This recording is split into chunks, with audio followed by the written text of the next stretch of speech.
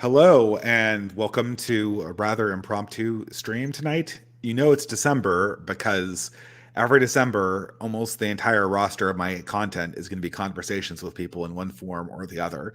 I don't know what it is about the distant space, but this month is just the month where everyone talks to everyone else, and there's barely any time to produce any content, ordinary content.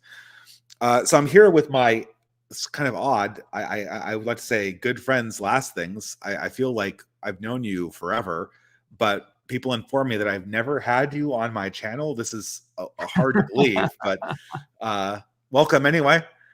Well, thank you, Dave. It's an honor to finally be on your channel. I feel like we've been buds a while too. We've been on other people's This is channels. You've been on perfunctory, mine. right? Yeah, it's just like for fun. I mean, I must have been on at least 7 streams with you about this stage in other people's channels. At this stage, it's been an enormous number. But anyway, what we're here to talk about is you launched essentially a film festival in early December called the Last Picture Show Film Festival, and I think this is a really great. Maybe I'll give my intro to it. I you know, at the same time that you released your film festival, I released an essay about movies that was like, it was basically my bomb essay of the year. but I got the sense that people didn't want to talk about movies. They wanted to talk about real life things. They wanted to talk about conversations and things that are going on in the world right now. But I did think that your idea of this film festival is sort of critically important. First of all, because I like the Gumroad model, I'm really tired of people using super chats. Although, I'm going to put an entropy link in this conversation, so I'm not above it. But I really like the model of just charging people a ticket price for the entire affair. So you pay a movie ticket price, and you get a ton of live streams. I don't know exactly how many. I haven't even scratched the surface of them. And I like that funding model. I think if it works out for you, it'd be something I might consider doing in the future. The second thing is that I do think, and this is probably going to frame the conversation we're having today, I do think that it's very important to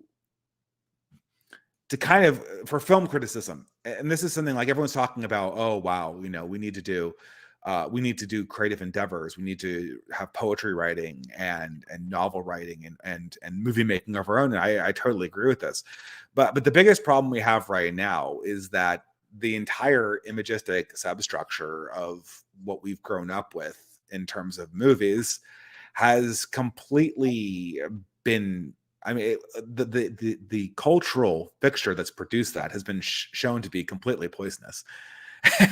And so now we're looking back on all of the things that made up our lives and trying to figure out what's salvageable from that.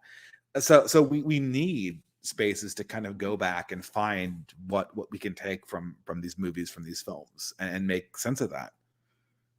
Yeah, no, I think that's all really well said, Dave. And forgive me, everybody will have to forgive me. It was a total of 40 film reviews, well over 40 hours of material, and so my voice is still a little shot, even though I got done recording like a week ago. So if I'm a bit raspy, that's why.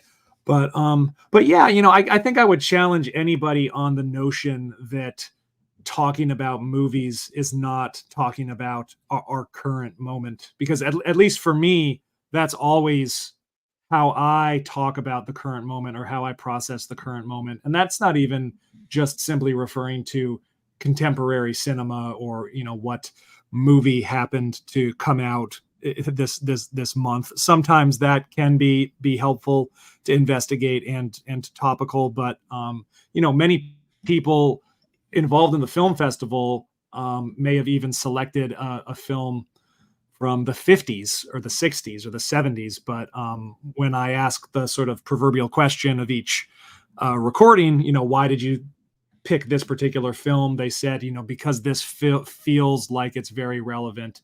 This is very germane to our current moment. And yeah, and I think, I don't consider movie criticism or media analysis to be really that solid a discipline outside of politics. Or we're living in the postmodern world. Everything's a simulacrum. So whether you're talking about Ukraine, or whether you're talking about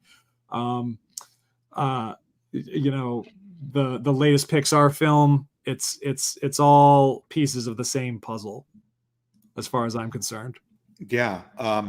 Charlemagne was kind enough to put the link to this in the chat to your Last Things Film Festival. Thanks, Charles. I started this. I was literally kind of cooking dinner and started the live stream at the same time, so it's not particularly polished. Again, this is very impromptu, but yeah, I mean, the thing is that so much of our politics is essentially, I mean, our big issue right now is that when we talk about some idea in the real world, we're having to fight sort of the imagistic power of Hollywood that has contextualized this idea as something that's evil and that's a non-existent entity, and that whole thing is kind of always fighting against us. There was I don't know, you were a follower of Zero H.P. Lovecraft, I take it, like everyone in our spirits. Yeah, so, he was in the festival. In fact, he did Groundhog Day. Okay, I haven't gone to that one yet. Excellent. He's got a very interesting take on it. That's a teaser for everyone. Well, it is Charles Murray's proposal is that Groundhog Day is the only thing that will survive as a piece of eternal culture from modernity. Interesting. He described it as an Aristotelian saga of existentialist saga. So I find it interesting that Zero H.P. Lovecraft picked the same one. But is Zero H.P. Lovecraft this year, he released a number of essays, some of which I've been very critical about. I haven't had a chance to make a response in my own time. But the one that really stood out in my mind as being sort of his seminal essay this year was his article is called Zendaya and the Art of Multi-Universe Maintenance. Yeah, multiverse maintenance. Yes. And he discusses sort of, I mean, he kind of reopens the conversation about the whole power is downstream from, or sorry, culture is downstream from politics downstream from culture here, you know. And he points out what a lot of people have pointed out, it is essentially cyclical, and really what you're describing is more of a class dynamic than it is, you know, one's always upstream or downstream from the other. But he does propose in that culture is really the inlet from making interpretations of culture, specifically is what he says is an inlet for making political realities real again. And and that kind of, I mean, that was that. And he said a number of other really he reviews In the Spider-Verse, which is just looked like an absolute, like I could it was both woke and cape shit at the same time. It's like I couldn't imagine a worse movie to see. But he made a brilliant analysis of that, where he pointed out a lot of the flaws in modern cinema and how this fueled essentially what he calls the queer monomyth. Yeah, and how multiverse, the multiverses themselves, like in Rick and Morty, play into the queer monomyth. They're essentially essential to them. And I thought that piece of criticism was brilliant. And to say that it helped me kind of understand politics going into 2024 is an understatement. And that's what I see going on in your film festival as well. It's interesting you bring all of that up, Dave, because one movie that he also makes mention of in that essay, and I agree it was a fantastic essay, it was Everything Everywhere All at Once. Again, I saw that preview and I'm like, I need bleach for my eyes. This is horrible. This is everything I hate. Yeah.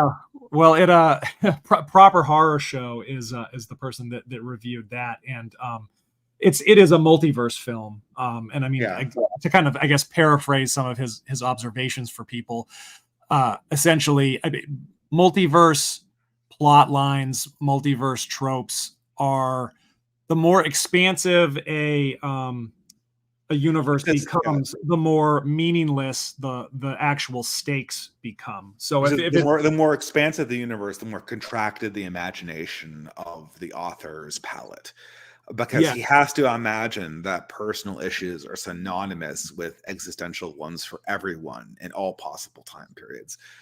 Yeah, and I mean, the Everything Everywhere All at Once is actually a perfect example of that, because it's literally about like a Chinese immigrant family whose sort of deracinated lesbian daughter her mother won't accept her girlfriend, and it basically causes a rift in space-time, where infinite versions of themselves battle each other. It's so perfect. It's like the platonic essence of it's the most solipsistic premise that has been expanded into the most like quantum realm of multiverse theater.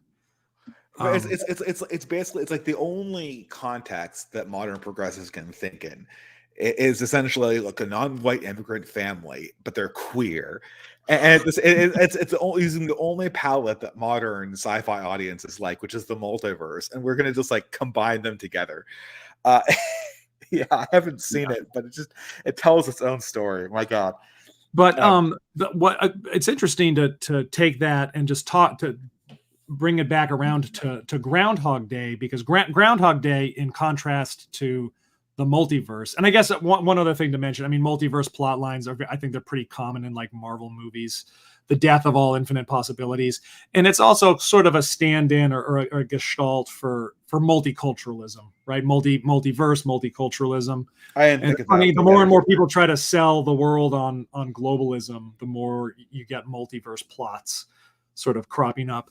But the type of trope that's used in Groundhog Day is what I don't think Zero coined this, but a pocket universe. And we've actually kind of had a couple of reboots of films that steal this premise. So like Edge of Tomorrow, the Tom Cruise action film, sci-fi movie, which is actually, I guess, based off of a manga.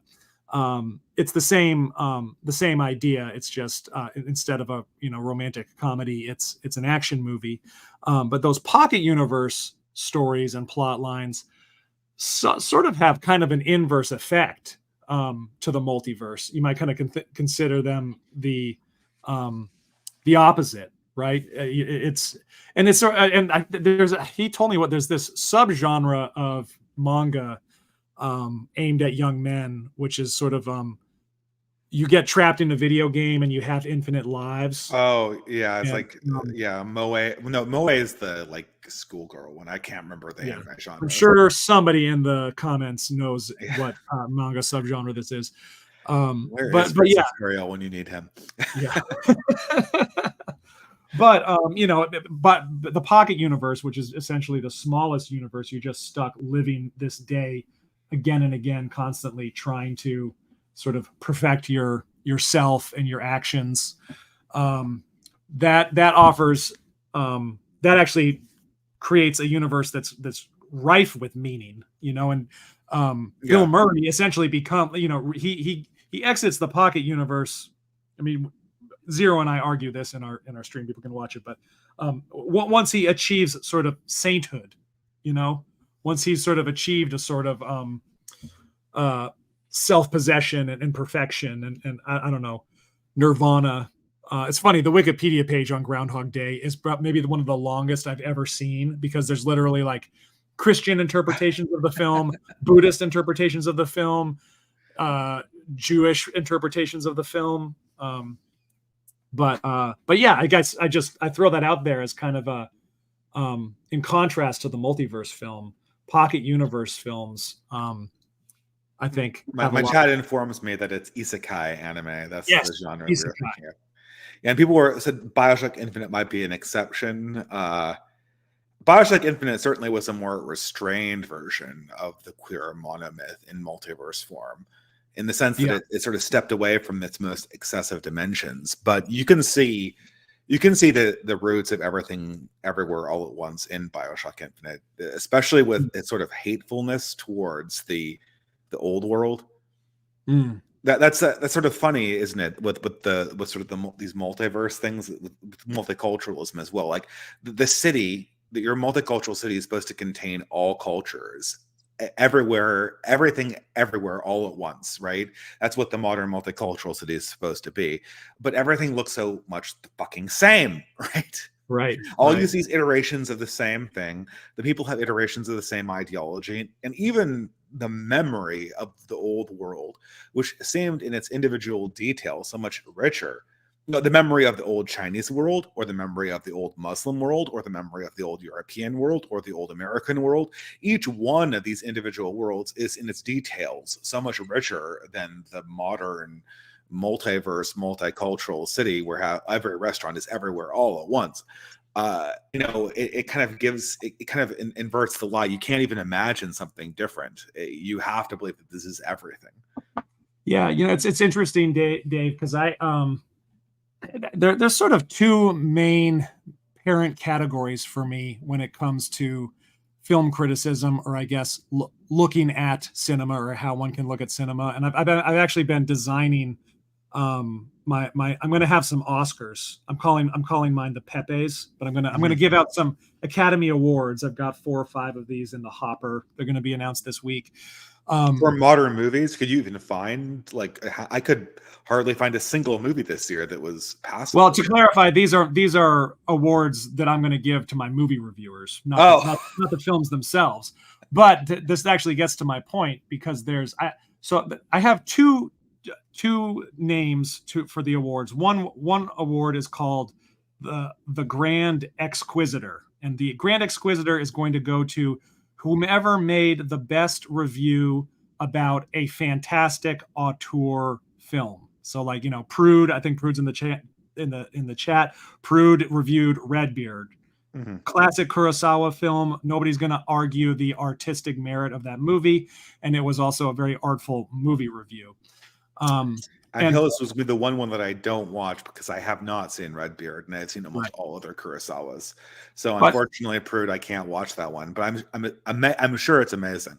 Right, but regardless, there are these, and I guess this. Sorry to jump around a bit, but the two main categories are sort of auteur cinema, and I would kind of categorize auteur cinema as, yes, the artist has sort of a signature style, an aesthetic sensibility. But there's also the sense that an auteur film is more often than not kind of working against power, or is conscious of power.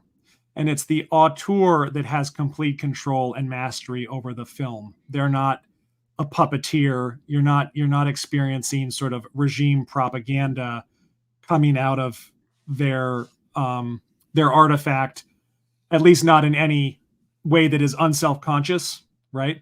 And then there's this the other award that I have designed. The tentative name for it is the Grand Inquisitor. So the Exquisitor is the great review about the great movie.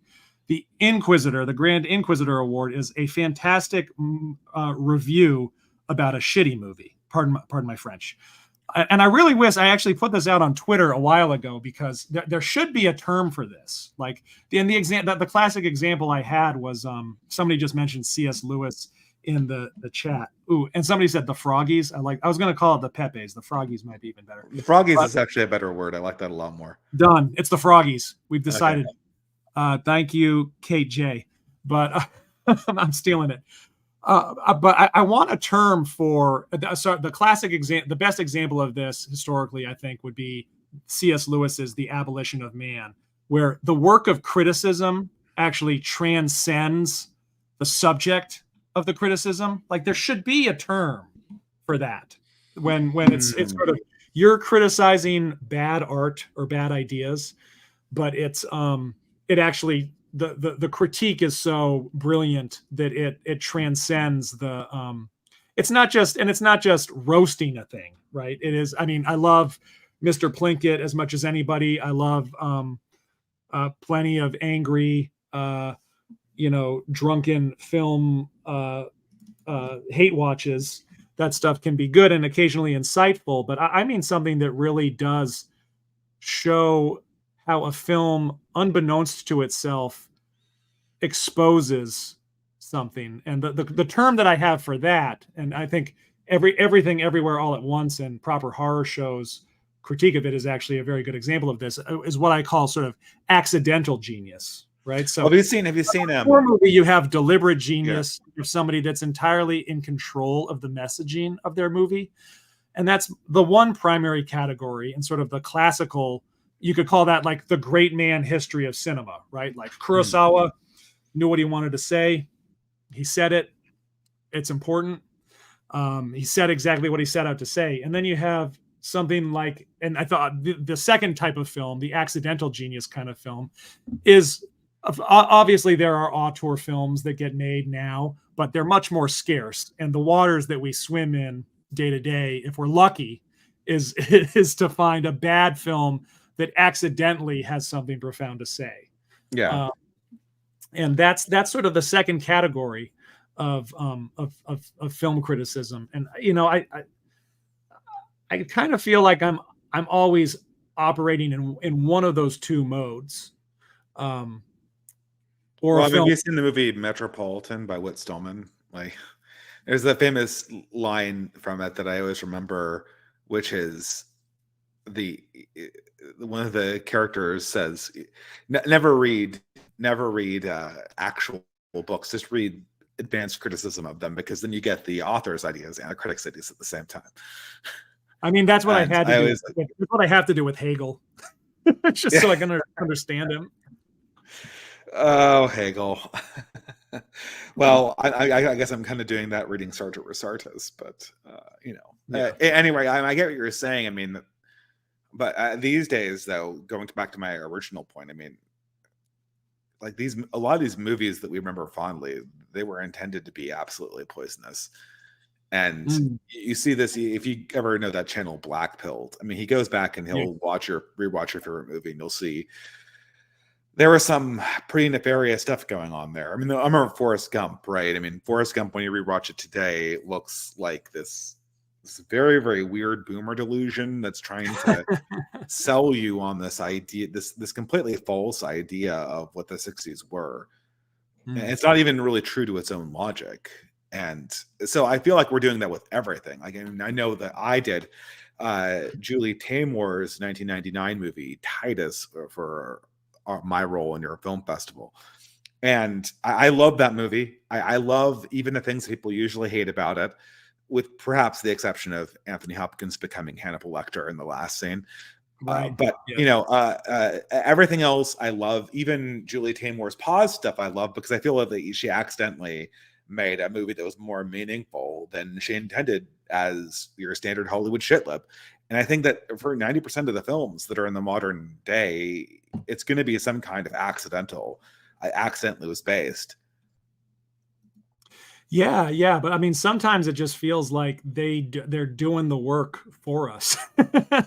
I guess, I mean, all of this exists on the spectrum, and I guess, some films may exist kind of in the gray, but I don't know. Occasionally, I know one film that, I mean, I've done a video on it, Dave. I've heard you talk about it. Is Bird Box. But if I was going to, if I was going to make a film about just how poisonous liberalism is, well, that's the first video I would make that movie. I mean, I commented on Bird Box, and you made the video that, like, your video just nailed everything I felt about it so well that I don't need to make a video about Bird Box. You can just watch Last Things. I didn't even watch the entire thing, right? So I just but I just sometimes I step away from these movies and I come away with, like, if I was gonna do, I could not have made a better film if I set out to indict this ideology. And those are rare, though, aren't they? I mean, I think Bird Box is a good example. I'm trying to think of another one that happened recently. Well, it's interesting you mentioned Star Wars movie. I don't know. Yeah, certainly some of the newer Star Wars movies. A lot of people, I mean, you mentioned kind of going back and revisiting movies from the past, and I meant to do a head count, but at least my intuition is that I'd say a majority, or at least the largest cohort of movies, were from the 1990s, and the tone, I mean, because we're probably mostly millennials, and so that's where the period that we're most nostalgic for. But a lot of the perspectives that people had were, I watched this movie as a child or as a teenager or as a younger person, and now I return to it, and it's just the writing was on the wall. One that comes to mind is I think it was Aristophanes did The Postman, 1990s film The Postman, which I probably had not watched since I was a child. But now it's like I remember reading the book. Yeah, like Kevin Costner earned that hick lib boomer meme even before Yellowstone, because it is it's difficult to watch. I didn't actually watch the movie. I read the book, and the book was basically, the message of the book is you should be loyal unto death, unto for shitlippery. And it essentially painted reactionaries dealing with the collapse as the ultimate villains. So yeah, they were like, by preparing for the collapse and trying to survive it under its own terms means that you're portraying the idea of a country that no longer exists and a constitution that's no longer active. Yeah. that was, I mean, I only seen the movie with Kevin Costner. I assume it's going to be a similar message to that, right? Yeah, very, very much so. And I mean, Kevin Costner sort of plays this sort of unimpressive anti-hero who just, he's actually kind of like execrable. Like he's just a very unimpressive, kind of cowardly, weak man, but just sort of by accidentally putting on the uniform of a U.S. postman, he creates this revolution. and people just sort of spontaneously recreate 90s America and rally behind him, even though he's sort of like the least, it is the antithesis of a great man. Like anybody could have sort of fulfilled his role. Somebody just needed to sort of oh man, air the uniform. Yeah. It's kind of funny because it reminds me, the book I believe is by David Brin, who wrote a lot of other really notable science fiction. And so now I feel like I need to see the movie, but maybe I don't have to. Maybe I can just watch the review, right? Well, do both, Yeah. I've time to go back and watch all these nostalgia movies from the 1990s that I didn't want to see because for entirely different reasons back then. I don't know. I mean, like the question is like, well, what do you take from a movie like that? I mean, presumably what you're looking for. I guess at one point you could, for instance, another person in the chat mentioned American Beauty. Like American Beauty, you go back and watch this, and you are immediately struck that it's just a hateful film. And even in the 90s, I kind of, something in the back of my mind was telling me like this is a hateful, kind of dirty film. Hateful is an interesting term, Dave. I mean, I dislike the movie, but why hateful? Because it's Hollywood trying to shit on the middle class. It's Hollywood telling the middle class their lives are empty and meaningless, and if they're not essentially embracing the ideology of, and everybody around you is just secretly, horribly dissatisfied with their lives, except in the particular moments when you imitate our particular artistic and religious understanding of the universe, then you have a moment of transcendence, or you're part of a minority group, like you're gay or something. Right? Yes. You're one of the good gays. And this attitude towards the middle class was, it didn't come from, in the 1950s, you had people, make films about the American middle class existence because they did not like it. Like they were in it and they didn't want to be in it. But in the 90s, it was like people taking shits on this thing from the outside. And it was really, really obvious that's what was going on, and I couldn't ignore it in American Beauty. And I don't know, for me that was a movie that kind of was very telling. Yeah, no, I mean it is one of the quintessential 90s movies, and I think I watched it as a teenager and thought that I was dumb enough at the time to consider it an artsy film, and now I go back to it like a lot of films from the 90s, quite honestly, and say, how did anybody greenlight this script? Because just the writing in and of itself is so terrible. Yeah, and not only did it get greenlight, did it win an Academy Award for Best Picture? I think it did. Yeah, I'm almost certain it was a big deal when it came out, that movie. I don't mean to put you on the spot, Dave, but can you think off of the top of your head of that other type of film that you just mentioned, like somebody writing about Middle America from within Middle America? Well, this was not a movie, but Revolutionary Road is like a good example. That is a movie. It's a book and a movie. Well, yeah, there's a movie from the 2000s, though, right? Right, yeah. If I'm trying to think about kind of like Well, I don't know. Maybe I'm kind of projecting my own 90s takes on this. Maybe all of these anti-Middle American takes that you see from these authors are kind of applied from the outside, and none of them come from the inside. Right. But and I am kind of struggling to come up with one from the 50s, not the 60s.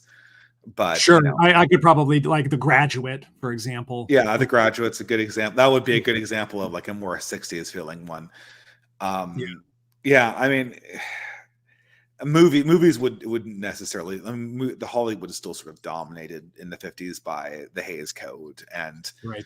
The communist writers that were writing at that era were not just about to start dumping on bourgeoisie America, but you can see it in, like, books of the time and so on and so forth, right?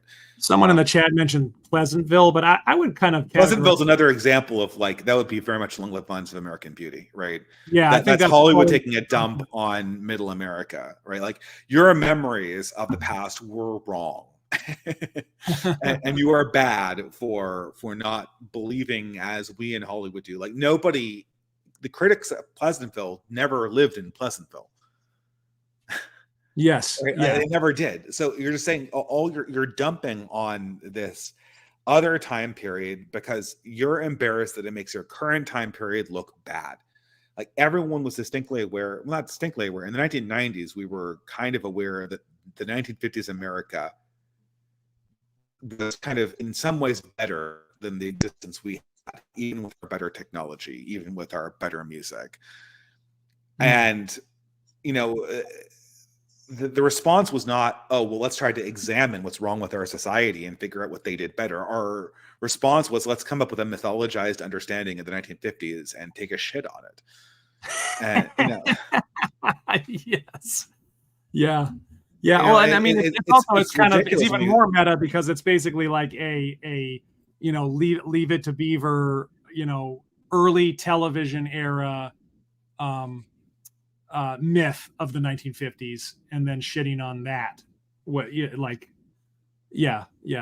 I don't know, it's a Matryoshka doll of fakeness. I remember coming out of that movie and saying with my dad and talking to him about it afterwards, he was born. It's kind of letting people know how old my father is, but he was born in the 1930s. So he was in his 20s in the 1950s in New York. And he said, the people who made that film have no knowledge of the 1950s. When I was in the 1950s in the city, there was an intellectual class that just you could not find anywhere in modern America. And why didn't the movie try to examine why that disappeared? And my father was I wouldn't say he's a progressive. He's sort of a progressive in sort of the old, 1960s sense, like the liberal variety, very aware of the world, very worldly. And that question just kind of stuck with me, right? I mean, like, where are the Allen Ginsbergs? Where are the beat poets? Where are the Truman Capotes? Capote, is it Capote or Capote? Where are all these artists that so characterize the 1950s, and now they're just gone, and all we're concerned about is the bland existence of middle class life in the working class and suburbia, which when compared to its contemporary equivalent was I guess they weren't, reading Schopenhauer. That was the criticism of them, right? Like, and our current working class is, right? Well, I mean, it's interesting to talk about I guess just the middle class or middle America, because I think something else that kind of came up, this came up even with Zero and Groundhog Day, is that you don't really get portraits of, I mean, maybe that middle class is just gone, but just like, Punxsutawney in Groundhog Day, this small, like, middle class American town, just sort of observing the town people and this, pleasant American small, small to mid-sized city with without an opioid addiction problem is not really something that exists anymore. There was this certain, but like pervasive sense of, I don't want to call it nostalgia, because it's not even necessarily I think, rose-colored glasses, so to speak. But yeah, so the last good movie middle class year, life is not something that gets shown. Period. the last good movie year, the last year that I remember saying like a standard set of good movies was 2017. I think the Trump era somehow killed what remained of Hollywood's creativity. And I remember seeing two movies there, and one was Come Hell or High Water. I can't remember the actors, but I do know that the guy who played the dude was in it. What's his face? Jeff Bridges. Jeff Bridges, yeah, as the sheriff.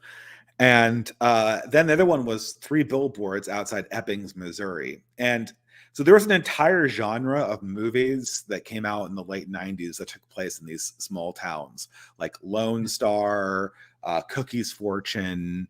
There was kind of like slice of life things with a lot of different varied characters in these very picturesque locations that were highly regional, right? Highly regional locations. And Silver State was another one of these that was getting to the point where it was getting more political at that stage, and they're always kind of political.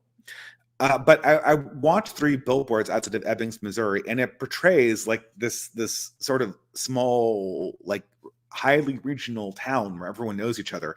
And I thought to myself, this is just, towns like this don't exist anymore, except for if a town like this exists in 2017, it is a weird town that has something. You're probably stuck in a pocket universe if you're in that town. Yeah, exactly. I mean, in the 1990s, there were like these cute little towns that had like a lumber mill or something that was keeping them going, right? Now, Twin Peaks, that's another great example, right? Twin Peaks is one of these cute little towns, and it's alive because there's a lumber mill there, right? Who's owned by like the one Chinese immigrant that lives there, right?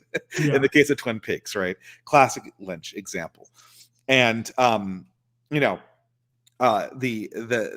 in 2017, these towns, if they exist, have some extraordinary quality about them. And yet here we are in 2017, they're telling me this story that just cannot come from 2017.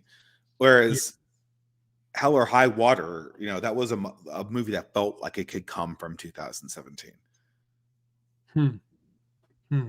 That's interesting. Yeah. I'm trying to think if there were any other sort of Americana films that people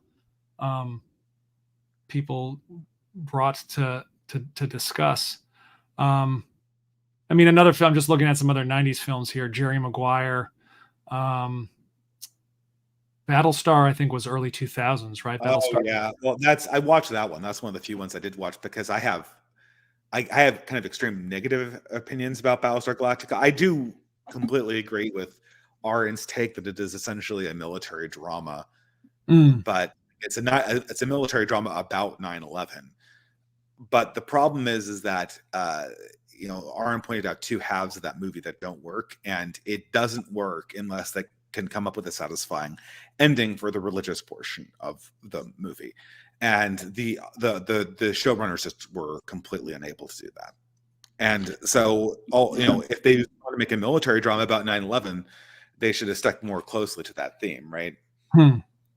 Sorry, I'm going. No. I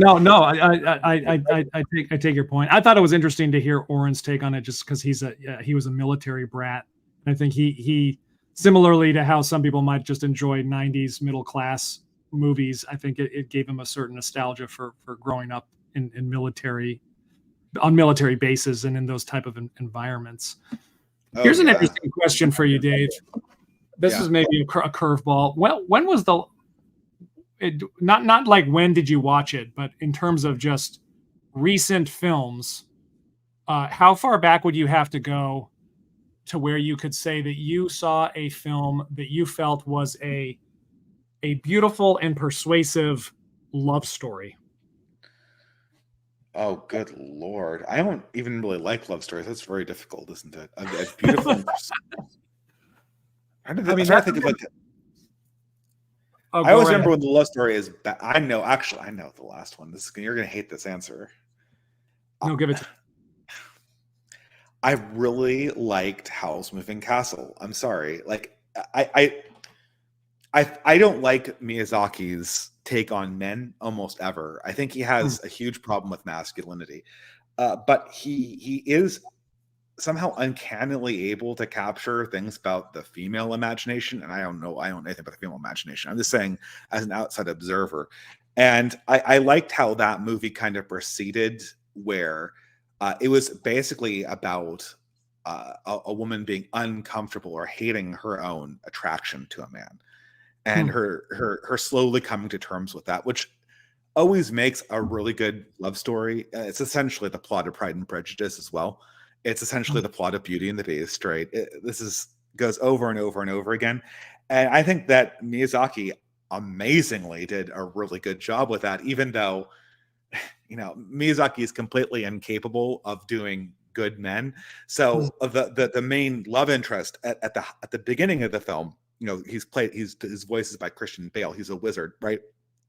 And he literally bumps into the heroine, and and her head goes like basically under his pack, like he's towering over her, right? By the end of the film, when they're in love and they're kissing on the balcony of the flying airship, she's like 2 inches shorter than him, like he's shrunk. Not only is he shrunk, he significantly looks younger. He looks like a boy, right? So this is Miyazaki's problem. Miyazaki can't conceive of men. Like, he can conceive of old men that are good, but he has a very difficult time coming up with masculine male heroes that are. Well, I mean, there is maybe the one exception that proves the rule. I think someone in the chat had this thought the same moment I did, was Princess Mononoke. He's kind of a boy still, right? Right. And the love. Yeah, you can say that adolescent. No chemistry there, right? Right. Talking about one that had zero chemistry between the protagonists. I mean, this is like, in Miyazaki films, there's just no chemistry usually. In Princess Mononoke, definitely not, right? It's just like, oh, dude, you're just I love you for some strange reason because it's the third act and we need a motivation to kind of, it didn't make any sense. Didn't complete the character's motivation. The story was not about San learning her humanity or learning to love, so that whole dimension was just tossed by the wayside.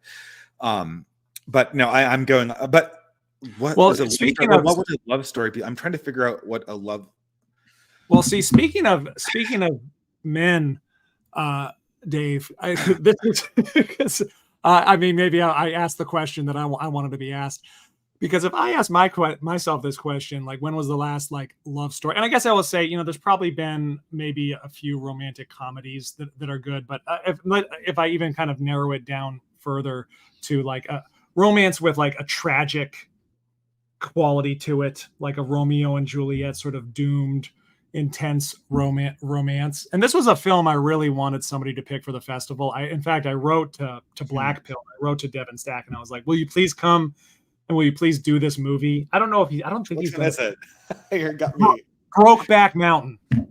Oh, what, really? I'm not trying to step on the third rail here, but I can't think of a heterosexual. Well, I guess I am stepping on the third rail, because the reason I want to talk about this movie is that I can't.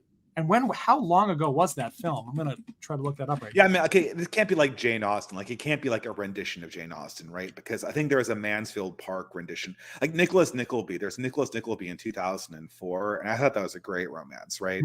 There was a rendition of Mansfield Park in 2003. I thought that was great. Like, it can't be. That's cheating, right? Well, I think it is, because it's taking a previous era's romantic sensibilities.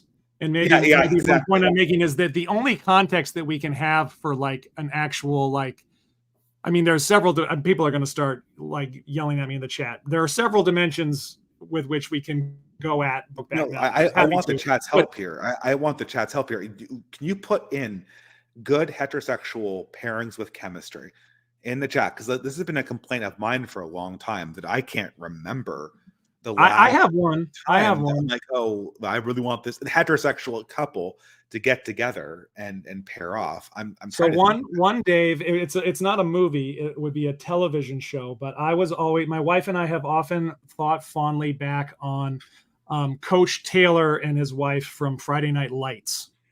He's like a Texas high school football coach. in a small kind of rundown town, and the marriage in that film is quite sweet. But that's not even what I'm talking about necessarily. Even in Game of Don't get me Thrones, wrong. I think that romance in Game of Thrones that wasn't like squalid. I'm sure there is a dearth of like. Was there a single one? I can't think of it now, right? Like Game of Thrones, like the most popular television show of the last 20 years. Like there are tons of people screwing each other. Was there a single like wholesome romance that? Well, sure, like Lord Stark and Lady Stark, but you know they get that existed to essentially be destroyed, right? I mean, of the characters that we're supposed to kind of reasonably follow, right, that aren't sort of set piece characters, I can't think of one. I mean, you know, the Jon Daenerys thing does not work. Yeah, this is amazing. But I also just think it's strange because I can't. And again, I'm not trying to let Brokeback Mountain off the hook, because I do think it is a total red herring. One thing that's interesting about Brokeback Mountain, just as a cultural touchstone, is that I think that was the kind of the watershed moment, or the moment in the popular imagination that like talking about homosexual male relationships became like everybody defaults to the idea that there are these passionate devoted love affairs.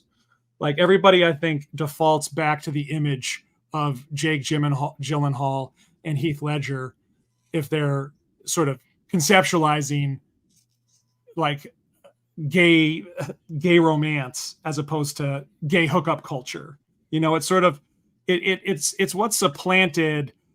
Like prior to Brokeback Mountain, I think the American imagination would just kind of jump to like Castro District of San Francisco. It's like some sort of much more kind of squalid and transactional relationship being kind of the standard and common and default sexual mode for gay men. And Brokeback Mountain is what not only did it become the kind of dominant romantic idea of gay relationships, but I think it's sort of supplanted heterosexual romance, because I can't think. I thought of two more while you were speaking. If you're a man and a woman are just like that on fire for one another, and you know, burn down their lives because they can't be together, and you know, it does seem like it kind of stole the spotlight from like heterosexual. The two movies I thought of while you were talking about the Brokeback was two European ones, Amelie and The Princess and the Warrior. One's obviously a French and one is German, and they both came out at roughly the same time.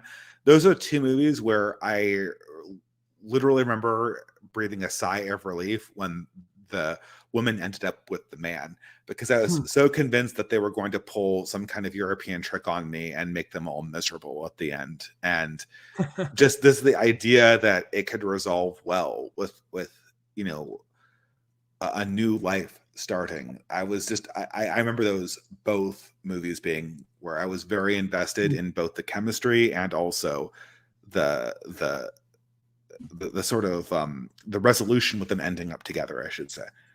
Somebody in the chat also mentioned, A Quiet Place. The Mary Emily Blunt and Ed Krasinski in A Quiet Place. I mean, they don't get incredibly unusual, you know. Yeah.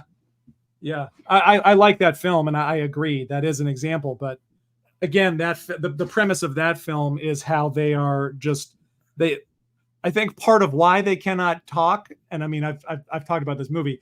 They can't talk is because they are a happy white heterosexual married couple in red America with a family, and that's not really something that has a voice in cinema. I remember you and I coming up with this expression at roughly the same time. The left can't see and the right can't speak. Yeah, I mean, I think that still holds true today. Yeah. 5 years later, give or take.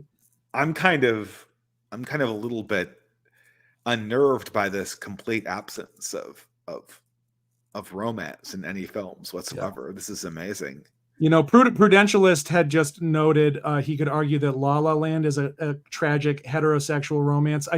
I have to overrule you there, Prudentialist, because it's a musical and therefore it is not heterosexual.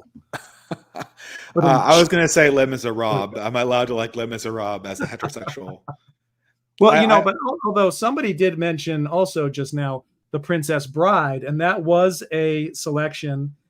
Red Hawk talked about The Princess Bride as maybe the best example of true love, where there's there's this quintessentially masculine protagonist, and the princess is this quintessentially female, I guess, object of the plot. And that is a movie that I guess has stood the test of time and that's a really well done one too, right? Because the woman has enough of a role and is able to kind of showcase her own agency in a way that's 100% feminine, and that 100% plays into the role of the fairy tale romance without. It's just a perfect film, that film. And I know that, I know the author is kind of trying to be a little bit subversive, but this is back when authors of that persuasion had the good sense to dial back their subversive tendencies enough to tell a good story. Someone's saying 90 Days of Summer. I hated that movie. It reminded me of my own relationships in the 2000s. And I hated that movie. I hate Zooey Deschanel. And it's just 90 Days of Summer is the movie you would make if you wanted people to like never date. It's basically if you were to indoctrinate Zoomers and give them reasons why they should just give up on relationships altogether, you'd show them 90 Days of Summer or whatever Days of Summer that movie was with Zooey Deschanel. I never saw Nick and Nora's Infinite Playlist, but my sense just from the title is that movie was probably birth control. Oh God! Well, birth control. Speaking of birth control with the same actors, Scott Pilgrim versus the World, one of my all-time least favorite movies. It is a representation of everything the millennial generation is, and everything that I hate about the millennial generation. I want to strangle Scott Pilgrim. I know. Is it clear? Am I supposed to hate Scott Pilgrim? Is that is that the point of this film? I don't know. Yeah. I would love to see you do a movie on Scott, or do a video on Scott Pilgrim at some point, Dave. It's sort of a strange commodification. It's like the video gamification of dating. In a weird way, the way that the plot is set up in that film. And it's also just like zero ownership over anything is presented. I mean, they're all the characters in that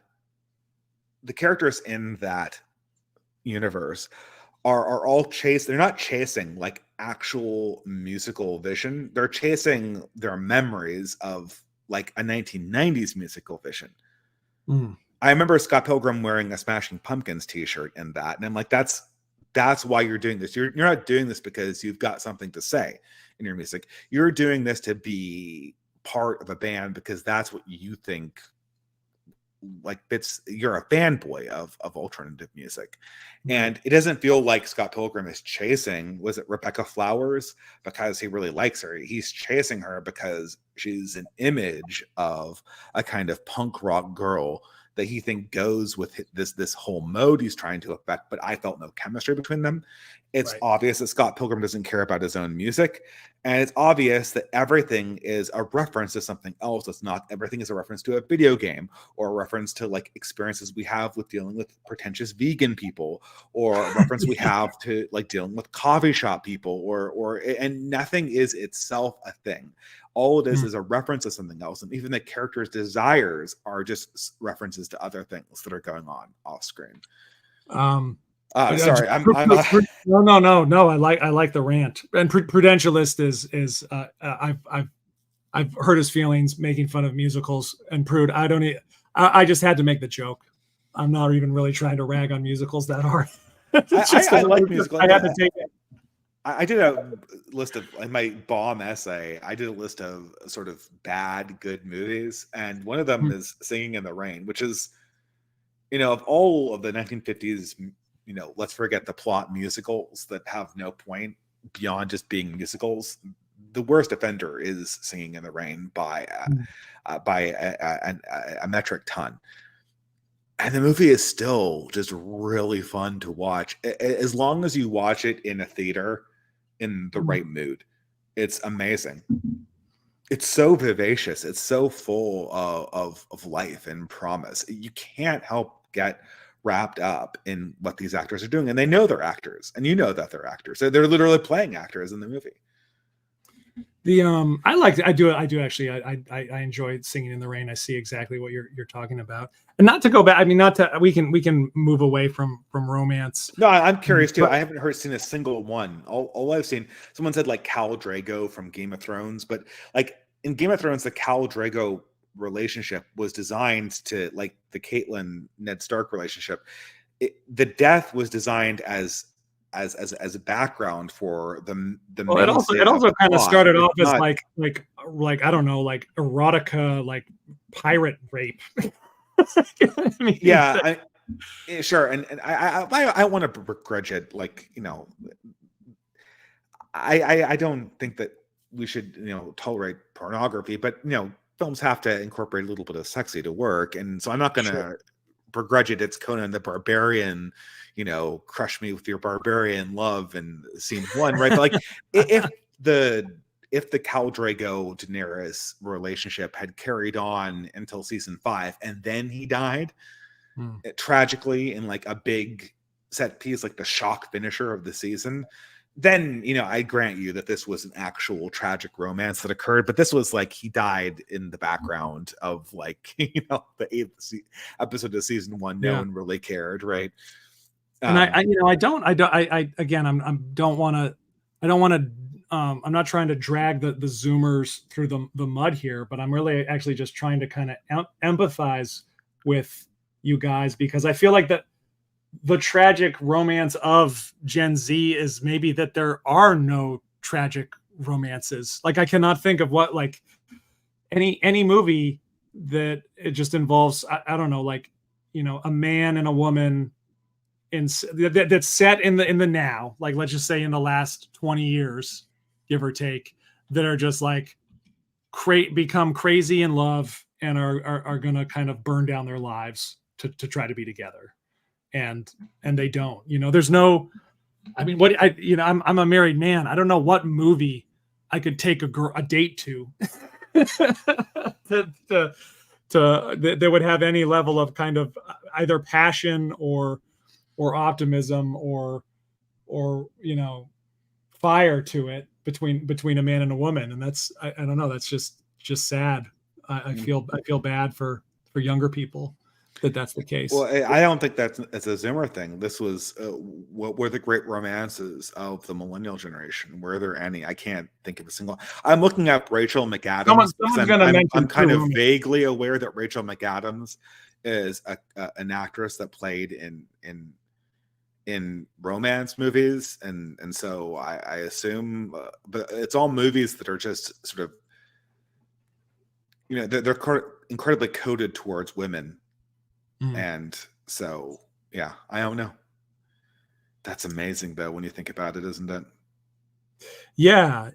It's sad. Somebody else mentioned here, like Terrence Malick as well, in the chat. Sorry, I can just keep checking out the chats. I love Terrence Malick's movies. We did Tree of Life in the festival, but there was that one movie that they mentioned that has a Christian family at the center of it. The one that's the not anti-Nazi one. I think that's got to be it. What's that one called again? I did look it up. It's something like it's obviously like Quiet Place, but it's something similar, right? It's a Hidden Life, I believe. A Hidden Life, yes, yeah. I mean, which is the one I haven't seen, but I saw it. I'm a little tired of Terrence Malick movies. I thought Tree of Life was a masterpiece. I thought Days of Heaven was a masterpiece.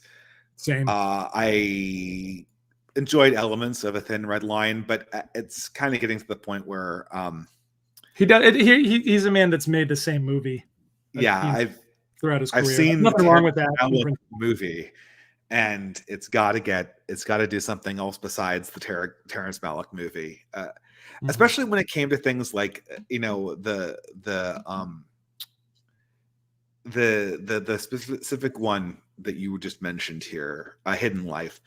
I don't really believe that well represented sort of the dilemma that people face deciding on whether to serve the Third Reich or not. So, the problem is in this historical depiction, I'm going into it with sort of a fundamental disagreement about the nature of the conflict between the Soviet Union and the difference between the conflict between the Soviet Union and Nazi Germany. And maybe I'm just reacting to sort of the Rod Dreher review of this movie. This idea that if everyone just kind of became conscientious objectors, then just think about what would have happened to Nazi. This is not the situation that people found themselves in this war in a crossfire between two insanely murderous regimes, and the decision to go into it on one end or the other was not this sort of I've listened to the meditative spirituality of the fields that I'm tending, and I've decided to become like a saint. I don't want to put down people who were in the position where they were conscientious objectors, like this man, or obviously Maximilian Kolbe. These were just absolute saints, and Edith Stein, and these are just amazing people who stood up to these regimes. But I'm going into this kind of with a number of real stories in my own mind that do not resemble this. So you're distinctly aware of how different what you're seeing on the screen is from real life. And then you're seeing the typical Terrence Malick stuff with the cutaways to the trees and the woozy music. And you're just come on, let's get back to what things are like in the real world for mortals who are not one with the ever soul of planet Earth. Come on. Not all of us have the option to kind of float away into the ether while we contemplate the supreme goodness of our own souls. And I felt at the end of that almost kind of made me, I kind of hated the movie because I felt like it made me respect, by ignoring the complexity of the issue and kind of leaving no middle ground. It kind of made me respect, it kind of made me feel like the movie was kind of taking a dig on what the actual guy did who died for his beliefs as a conscientious objector against the Third Reich. I mean, the messiness of the story would allow me to appreciate him more as a saint, and the fact that it didn't give me that messiness and fed me this kind of hagiography. You seem like more of a political objector as opposed to a spiritual one. No, not necessarily. I would have been fine if he had been either, to be quite honest. But his role as a political or spiritual conscientious objector, in my mind, in order to be realistic, would have to come. It would have to come face to face that a lot of people fought in that war for entirely justified reasons and were not villains for doing so. And that movie was okay, there's a bunch of people who are just they've just drunken the Kool-Aid on Hitler's it was propaganda. The same depiction of Germans as you get in Saving Private Ryan. Yeah, not that bad, but it was kind of getting there a little bit, right? And you're trying to understand what this guy's spiritual struggle was.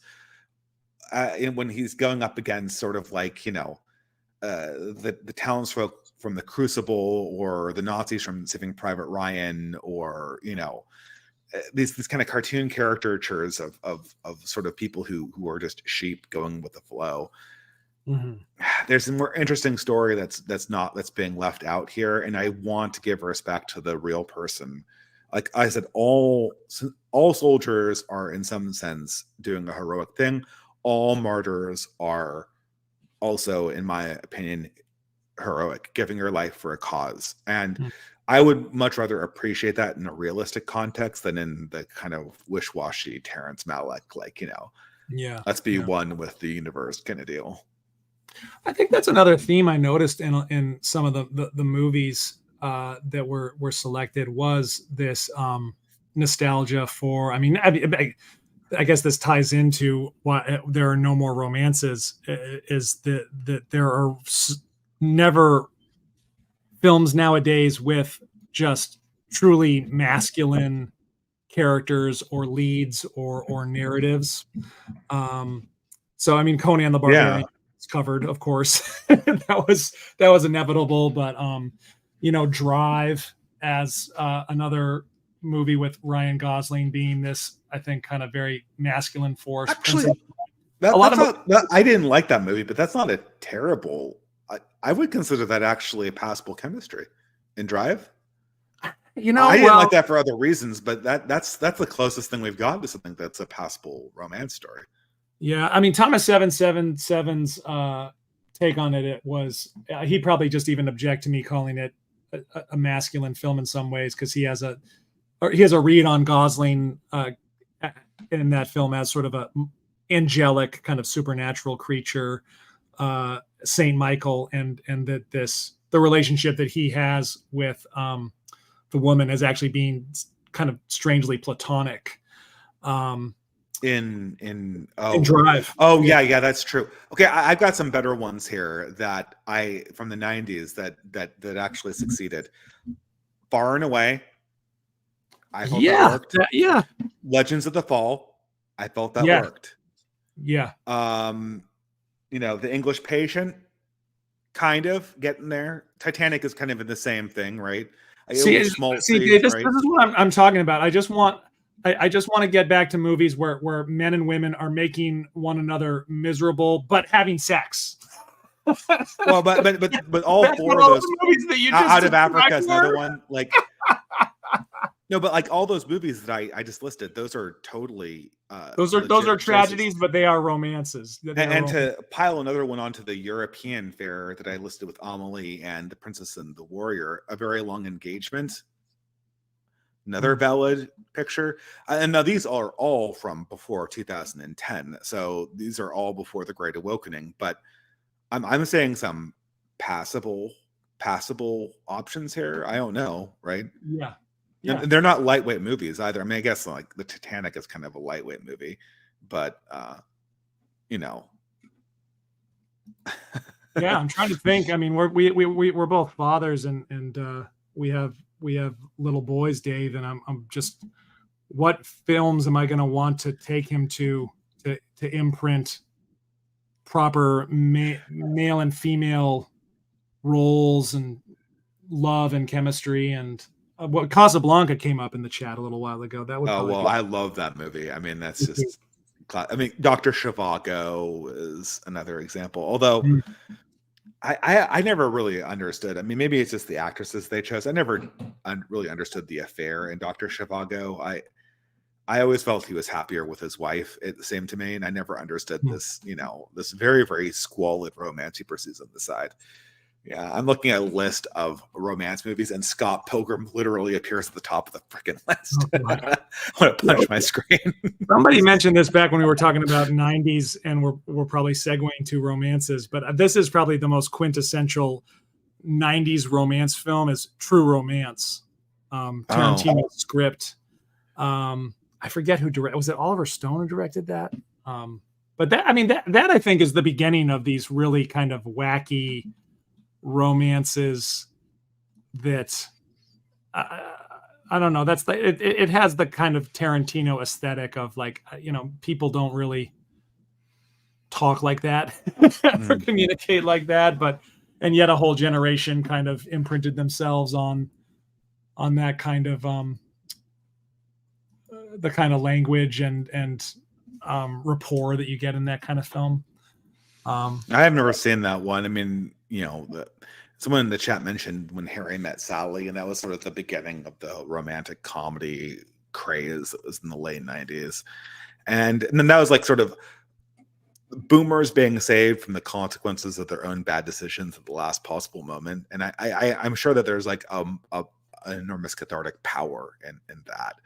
But it's you could not have When Harry Met Sally for millennials. It just does not work. Yeah, we have less of fewer parachutes. Here's another one that came up. Punch Drunk Love, which actually I would agree was I really wanted him to succeed in that. That's the Adam Sandler movie. It was a director who what's the director of Punch Drunk Love? Paul Thomas Anderson. Yeah, another really great director. I love Punch Drunk Love. I really do. That was one of my favorite movies. Well, I mean, that's a good romance, right there. I would argue. Yeah. But again, that felt more like a 90s movie. Sure. Yeah. That was also Sandler's kind of transition to, more serious work, which is very interesting because I don't think he could ever do like Uncut Gems or anything if he hadn't done Punch Drunk Love. And Punch Drunk Love is this very strange, like, art house Adam Sandler comedy. Like, I think Paul Thomas Anderson was actually probably a really big fan of just Happy Gilmore and Billy Madison. It's like sort of like frat guy Saturday Night Live movies, but he wanted to give it like a polish. He wanted to give it a wax, make it more like high culture. But that's part of the charm for that film for me. I mean, it's just I love Paul Thomas Anderson, so I'm probably not a good. Did you see it? Licorice? What is it? Licorice Pizza? I can't. It'll hurt too much. Any movies that are like, remember what California used to be like, and that's like a major part of it. I'm just like, this guy, I can't do it. Right? I think it will literally hurt me too much. Yeah. It's like the carcass of this once great place that's just completely. It's either deracinated and become sort of this, suburb of Silicon Valley, or it's just literally covered in crap. Yeah. So I don't know. I'll probably won't say that one, but I will believe you if you say that it's good. Maybe to just jump back for a couple minutes, Dave, just to talk about the film festival itself. Oh yeah, we got way off topic there, didn't we? Oh no, that's I just wanted to BS with you for an hour or so about films, which is why I really wanted to do the film festival. But one of the first things that I guess the when we started this conversation, we were talking about people preferring to kind of talk about the current thing or kind of what's happening on the world stage. And me kind of feeling like that's splitting hairs. One of the first things that started to go for me around when I was having my political awakening or just kind of getting out of step with mainstream culture is, you can't consume media passively anymore.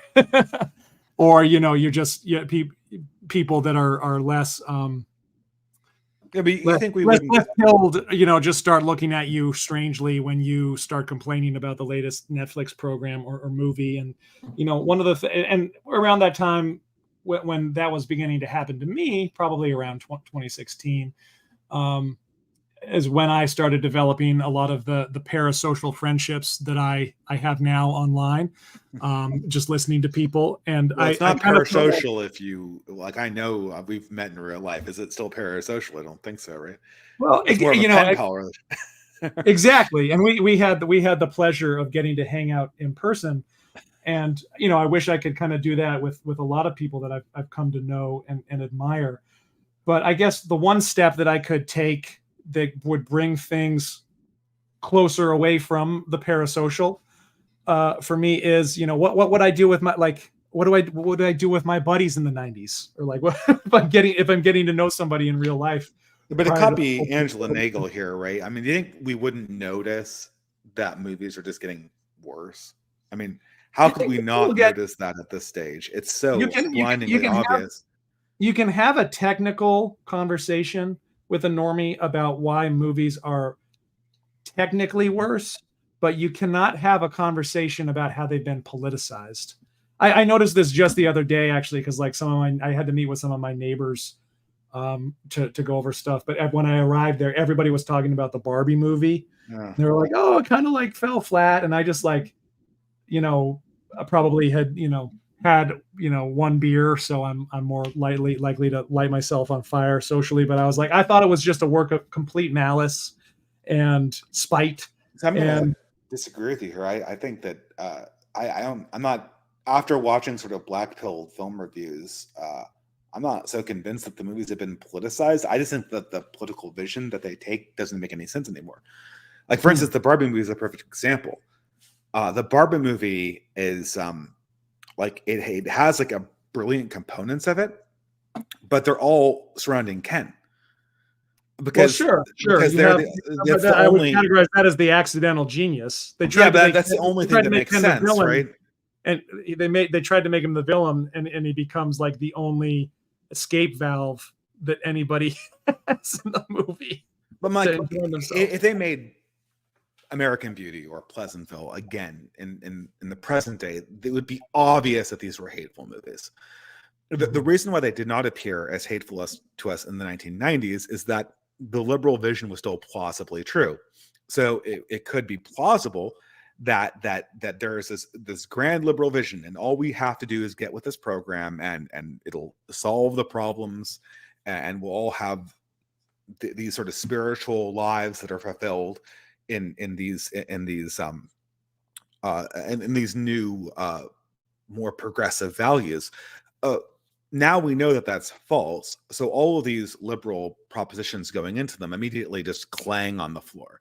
Like, that Mattel's boardroom isn't a bunch of sexist misogynists that sit around like they imply in the Barbie movie, right?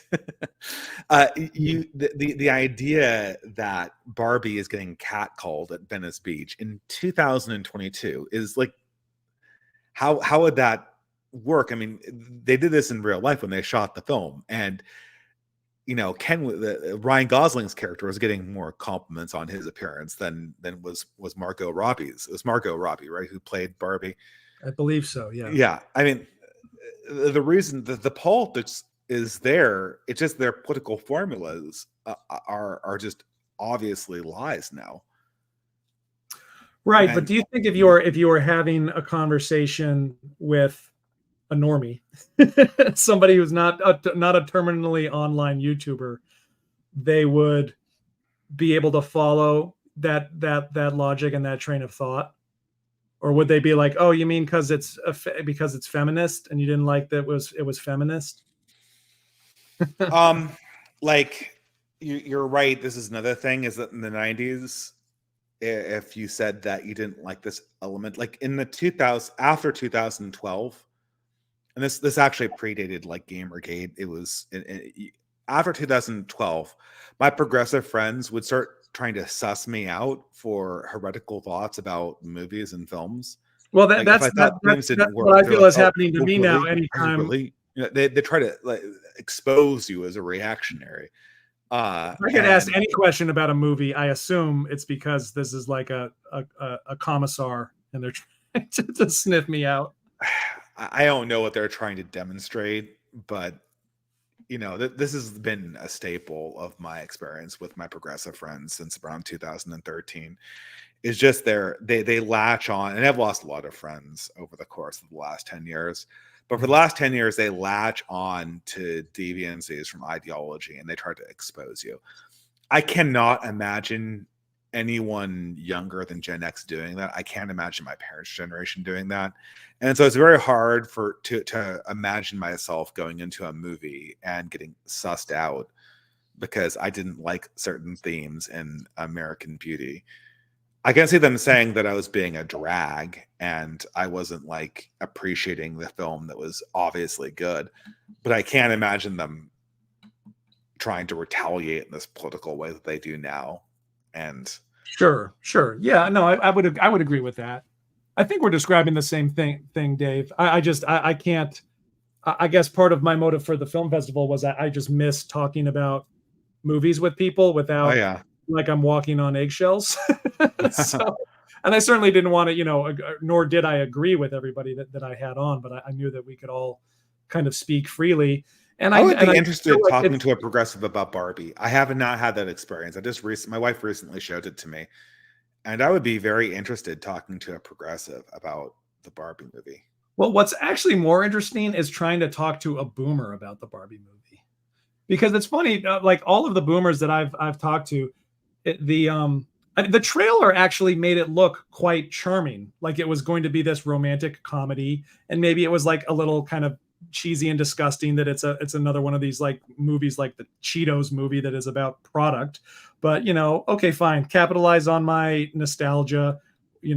People had Mattel toys as a kid, but you might actually be able to make kind of a fun rom-com about this if Ken and Barbie are going to become mortals and just choose to be together. And then like Enchanted, right? Wasn't there a movie that was kind of like that with Amy Adams back in the day before the Sure. I went to it with my wife, and I was absolutely ready and willing to be like swept away and have like a kind of cute and charming date.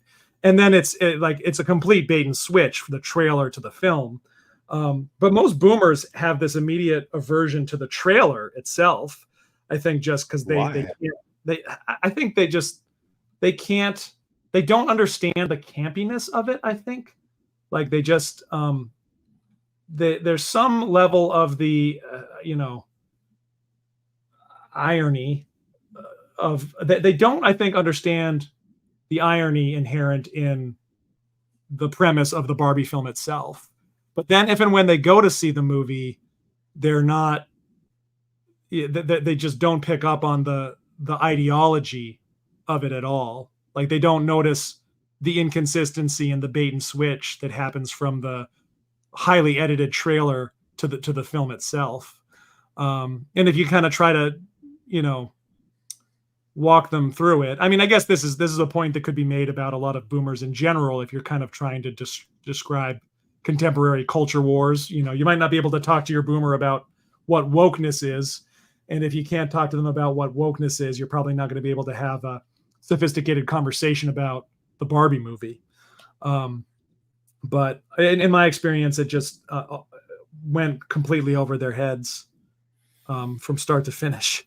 Yeah, boomers, none of their worldview makes sense in the era when progressive values are the dominant ones. They can't understand that dynamic in any way. They think that it must be a lie. It must be conservatives belly aching about something that doesn't actually exist, or they just tap out and can't process what's going on. The boomer worldview necessitates that the conservative or traditional American one always be the one that is in the position of power, and the progressive one always being the one that is in rebellion. And when that dynamic is sort of inverted or taken away, or in order to land its best jokes, you have to imagine something that's not that way, the boomer imagination in many cases just kind of taps out. Yeah. I mean, I haven't tried to have any conversation with my parents or, boomers that I'm particularly close to. I consider it cruel and unusual to attempt to track them. One does not. I always remember that line from Interview with a Vampire where they're talking about the little girl that got turned into a vampire, and they say it is considered cruel to change one that is so young, and that it is cruel to red pill a boomer. You can't do it. And it's just it's inhumane. Well, I mean, it comes up in so many different ways. It always seems to come up. I don't know. I agree with you though. But sorry, but my original point I was trying to make is that just talking movies with people and a bunch of people I wanted to talk to was sort of the least parasocial activity I could think to do with a bunch of online people that I have an interest in. I should also mention though, but it's not. I hope I don't give anybody the impression that this is original to me, or it's sort of my original idea. There's another fantastic dissident film festival which involves film reviews, which has been going on since COVID. It's called the Decameron Film Festival, and it's put on by Frody Midjord. He named it the Decameron after Boccaccio's Decameron because it took place during COVID, and the Decameron is about a bunch of people in medieval Europe trying to avoid the plague. And so they're trapped in this one location and they stay up all night exchanging stories with one another. Oh, but no, I read that book. That's great. Yeah. That's become a tradition for a while. It's run on Frodi's Guide to Culture. Most of that stuff is on Odyssey or BitChute.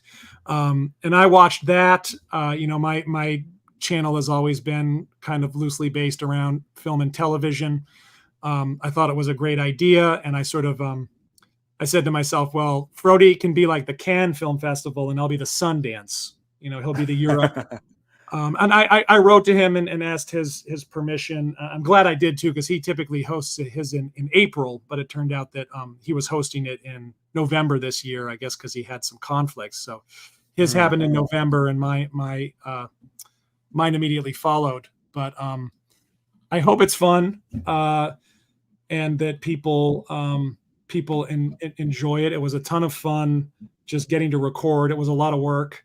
I don't know how Millennial Woes does all this stuff live because I recorded everything ahead of time, and I still just found the pacing to be exhausting, and did not see as much of my family, and got pretty haggard by the end of it. I cannot imagine just doing this nonstop. I want to encourage everybody to contribute to. Buy a ticket to the film festival. It's $10. It's worth a super chat, and it's going to come with like 10 times the content of even a longer distributed live stream. So, guys, just buy a ticket. It's worth it. I appreciate helping the community out. Look, there's no way you're going to see my review of Titus Andronicus without buying a ticket, right? Isn't right? And I thought I did a pretty good job on it. I came up with slides. I had an outline. I wasn't half-assing it like I'm doing right now. You were only one of two people that had prepared slides, Dave, and I make note of that in the when people buy it. I say I have videos and audio, and I'm like, you need to do the video for Dave's episode and Proper Horror Shows because they came with visual aids. Yeah. Well, I'm not surprised that the Proper Horror Show was the other person who came with visual aids. I don't know if you were running out of time, but the question I kind of wanted to ask you, what are the prospects for actually seeing new good films? I mean, I'm sure you've seen the whole Daily Wire thing. And no, I don't know. I've been seeing like the Daily Wire's little film releases that they're doing. I haven't. No. Oh, wow. It was all over Twitter. And they've had some successes, obviously. They had Matt Walsh's documentary, What is a Woman? And they had they had a Western with that actress that got laid off from Disney Star Wars. I forget what her name is. Gina Carano, I think is her name. And I heard it was fairly good. If there's one movie type that a conservative probably isn't going to screw up, it's probably going to be a Western. Those are typically paint by numbers. They're usually very, very good. And, there's something about the conservative mentality that's going to ruin that. But recently, the stuff I've been saying is it just feels like schlock that comes out of the early 2000s. They made one famously 2 weeks ago called Lady Ballers, which is, surprise, surprise, about trans women doing sports, which is a duplicate of a South Park joke that came out 5 years ago. I actually, maybe it was more like 3, but it's an old South Park joke at this point. And the problem is that it feels like a movie from the 2000s. It's like the sort of, something about Mary kind of smiling at the camera while you do something totally objectionable that's beyond imagination. But the problem is that that's reality. That's not something that's like, that's not something like, there's something about Mary where I'm saying something that's more depraved than anything I could imagine being put on film, and they're doing it with a smiling face. This is just, I can turn on the television and see this. I can open the local newspaper and see this. So very recently, it's just been not very encouraging. And I'm kind of looking at the Daily Wire and going, okay, if we're going to produce movies that are things that I actually want to buy and believe in, people are going to have to take a completely different direction with this stuff. Yeah. I mean, if you're asking me what's the best, the last great movie I saw, I can't say that domestically I'm an optimist, but I do think it's kind of true. This is true for the novel as well. Art forms can kind of appear like they're going extinct when in fact they sometimes are merely migrating. That's true for the novel, and I think that's true for cinema as well. I think that Korean cinema right now is kind of going through a golden age. Quite frankly, I thought Parasite came out last year, but I thought that was a great film. And there is a little bit like, that they're fewer and farther between. It's sort of like if you're flying further and further out from within a galaxy, and you hit fewer and fewer stars. So yeah, but I'm kind of hoping to see some kind of outside of Hollywood, because as far as I'm seeing, I have seen the last, the only movies I see that are good are kind of accidentally good movies, or they're movies from people who are so well established they're more or less untouchable, like Christopher Nolan. And even then, they're kind of doing a paint by numbers Christopher Nolan style movie. Yeah, I'm talking about like what are the prospects for completely exogenous, completely exterior forms of movie that could come in and replace what we have currently. Because I'm not going to keep on going to the theater on the off chance that I see something that's passable. I was really hoping, and I'm not trying to drag him drag Lomez under the bus, but I was really hoping to see a screenplay passage prize added to this year's passage prize. I even offered to judge it, but but screenplays. I mean, screenplays. I mean, the problem with screenplays is like you need to actually kind of like enact them. You need to put them into, there's just, this is the problem though. I mean, the issue is that so much of, it is, people are absolutely right that this is a war between sort of the foxes and the lions. And the problem is that the spiritual sanity of the West is completely separated from its artistic spirit or its artistic function.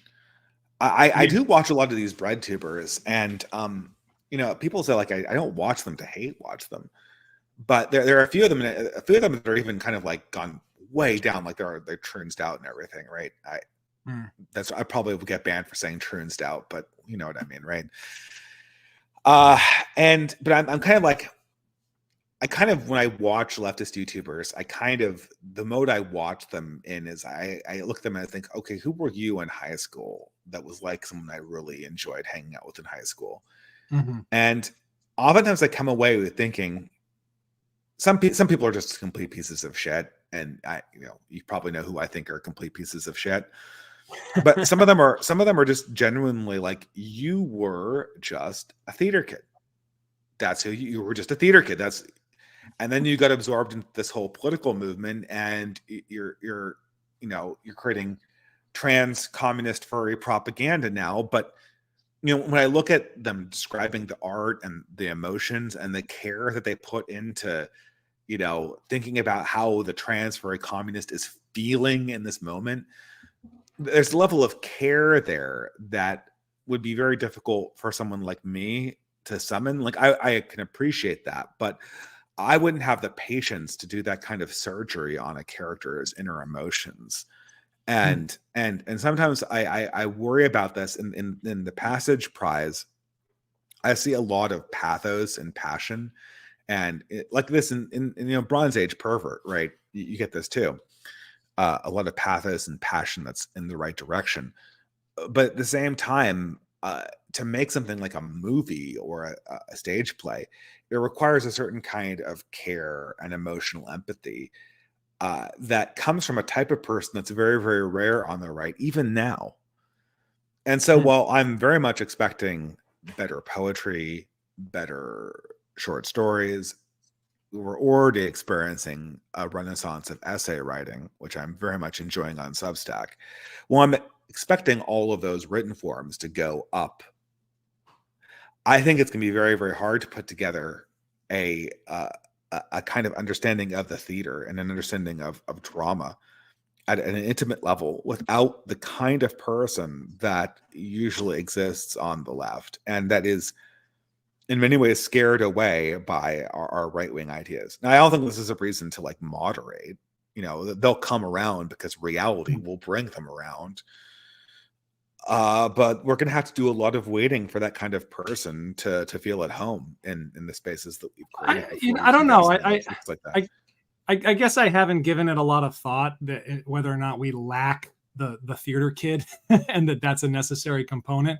I mean, the really obvious and less interesting response that I have that you probably heard before is like, like you need elite backing. Like even the one of my favorite, it's fun, it's ironic because of my politics, but one of my favorite sort of periods of filmmaking was the generation under the influence, the sort of the 1960s indie films like Easy Rider, all of Jack Nicholson's early pieces, 5 Easy Pieces, but all of those is quote unquote indie outsider cinema. They were backed by the Monkees, who had had this hit show and millions of dollars and were willing to kind of take a risk. And I mean that's true. What films for that? What's some other ones that would qualify under that? A lot of the stuff that you let me pardon my typing, that come out of the 1960s. Sam Peckinpah films, for example. There's a famous documentary called The Generation Under the Influence, which is just basically about the American art house cinema of the 60s. I say the Monkees, I think of like, wasn't there one that was like 200 Motels with like Ringo Starr and the Monkees and Frank Zappa or whatever? Was that part of the same scene? Or am I thinking of something different? Zappa might have been part of that scene, but these guys were like the faux Beatles. Oh yeah, for sure. Yeah. I mean, those guys, I guess my point was simply that those guys did have friends with deep pockets. And I think it's very hard to imagine anything coming out of cinema that's that doesn't come after, Peter Thiel finally, raises his hand and said he's been, sending us all Bitcoin this whole time, something of that nature.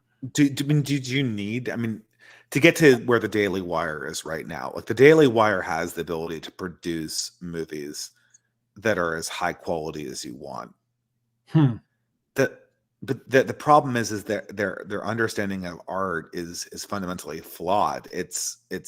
They're copying Hollywood from 2003, and they're copying sort of the weaker form of Hollywood from 2003. And but I guess I think if I think of movies, I'm thinking of auteur films. That's when I'm really just thinking about the strength of the personality and the charisma of the director. And the director is seldom a theater kid. And I think that there are plenty of directors that had right-wing sensibilities. I don't know if they're going to go, if they've read BAP per se, or if they consider themselves one of our guys. But I have plenty of favorite directors that I don't consider to be progressive personalities or theater kids. Oh yeah, there's tons of directors, but who are mavericks. I think Nolan is a closet right wing. Yeah, I agree. You read it in all, like he has like little Easter eggs in like Interstellar and in Batman that imply that he's literally taking pot shots at like famous progressives. And there've been too many of them for me to believe that these are all just a series of coincidences. There's a very fascinating book called Dark Right. I think it might have been put out by Countercurrents, but it basically takes the Christopher Nolan Batman trilogy. And basically the argument in a nutshell is that Batman is a neocon. Yeah, that's correct.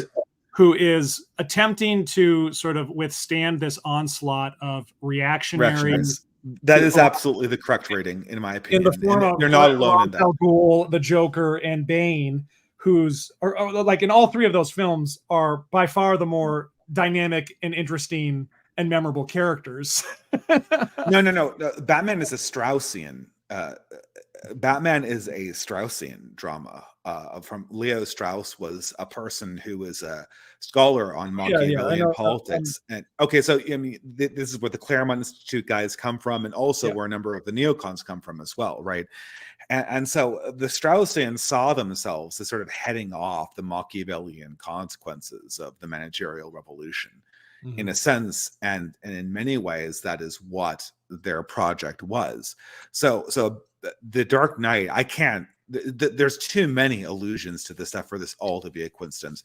It is absolutely a story about sort of a Straussian conservative trying to head off the Machiavellian. Well, I mean, I think to be quite honest, from progressive modernity. What happens in all those movies, and I guess it's been a while since I've seen any of the Nolan Batmans, but like. The villain will kind of win the spiritual and the philosophical argument and just kind of win objectively, and then Batman will kind of swing in the last 10 minutes and like kick them off the cliff. And it's like, oh, order is restored.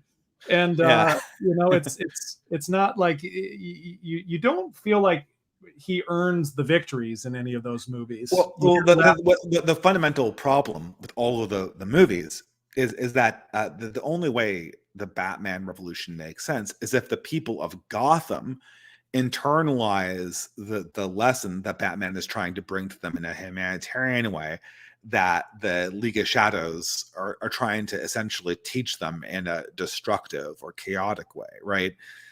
And at no point does it ever appear that the city people of Gotham actually have been, maybe you could imagine after the last one, after the city's literally like almost blown up, that they get the message or something like that. But at every instance, it's like, well, we're back to sort of shitlib policies and business as usual, and riding the neoliberal order until the wheels come off and everything descends back into chaos again. And so there's no point of catharsis, and even in the last one, it doesn't feel like there's a point of catharsis. There's not a revolution. There would need to be a revolution of spirituality, of renewed spirituality, in order for Batman's mission against the Machiavellian consequences of nihilism to fully be kind of successful.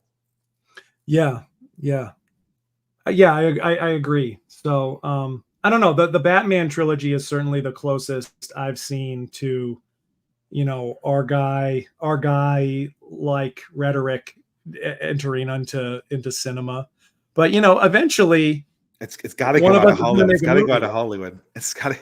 We got to escape from Hollywood if we're going to have movies like this again. We can't rely on these men in their 60s. Like they're not making new Christopher Nolans. They're not making new Mel Gibsons.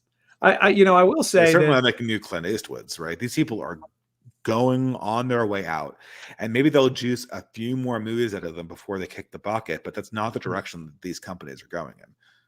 I think you would agree with me, Dave, that one genre that still has a certain kind of resistance and staying power is horror. Yes, absolutely. It just did come to mind.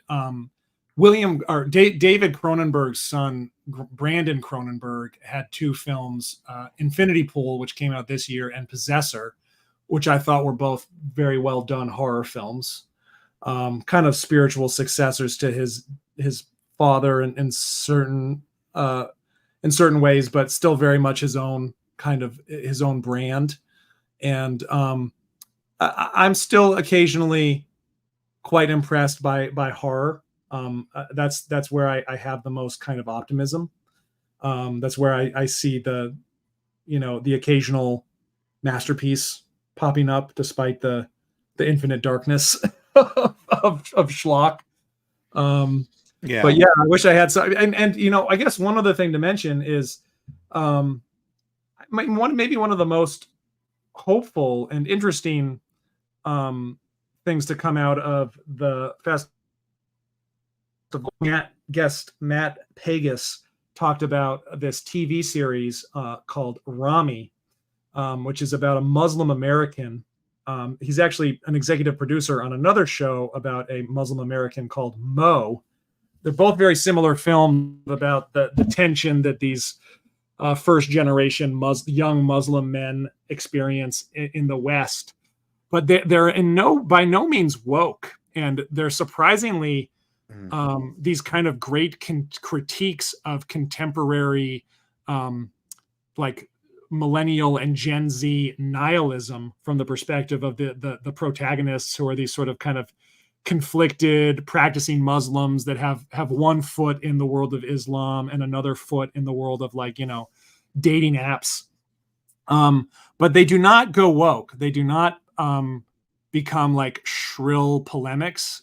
One thing that Matt compared them to, which I thought was interesting, was like sort of the early season of Girls, Lena Dunham's Girls, which I know Lena. Yeah, Dunham, but that kind of, that's kind of like the Barbie thing, right? Like the kind of accidentally based thing. Like, this is what all television shows were in the 2000s, was like, we're going to have an interesting premise that threatens always to break the bubble on our concept of liberal progressivism, and then before we actually do it, we're going to kind of like turn away, and we're not going to go with that, and we're going to give you kind of like an ending that doesn't say anything, or that kind of validates the woke premises implicitly. Yeah, I mean, it's I don't trust this, right? I could go on a whole conspiracy theory about Lena Dunham. I actually think she started out as like a great critic of modernity, and then she got kind of swept up and deified and started to love the smell of her own farts. But I don't think that. Yeah, I go back and forth on that one, right? Because I know what you're meaning, like Little Furniture, those initial ones. That was. Right? I thought that was a good movie. Yeah. Yeah, but you really think that she just some Bengali got to her or something like that? I mean, this her pause in this seems pretty organic, right? I don't know. Well, but regardless, I think what's interesting, and again, this was Matt's observation. I don't want to sound like I'm stealing from him, but in some ways, because of the way that Hollywood and television works right now, the closest that you can get to a like dissident right-coded male perspective is a young Islamic perspective. Like, if Rami had been about, like, I mean, it's about this first generation Egyptian in like Jersey, who's just kind of struggling with his religion and identity while, being a, young 20 something.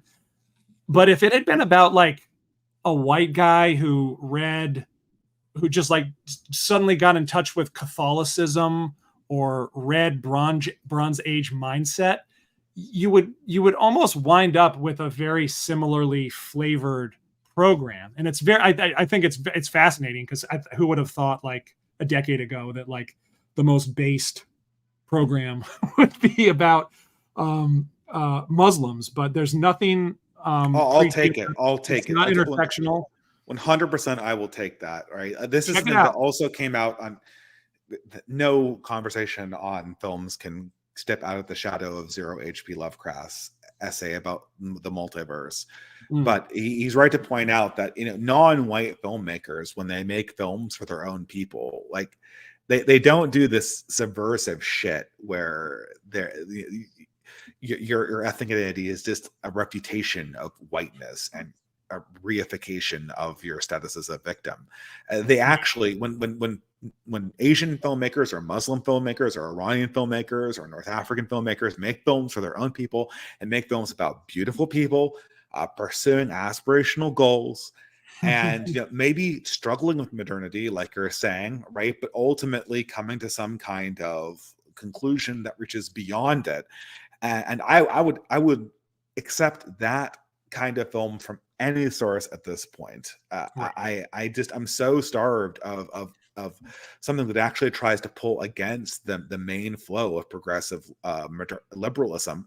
Look east. What? Look east, my friend. Yeah, Korea. I know Korea is having kind of a moment right now, but maybe something that's not Korean, right?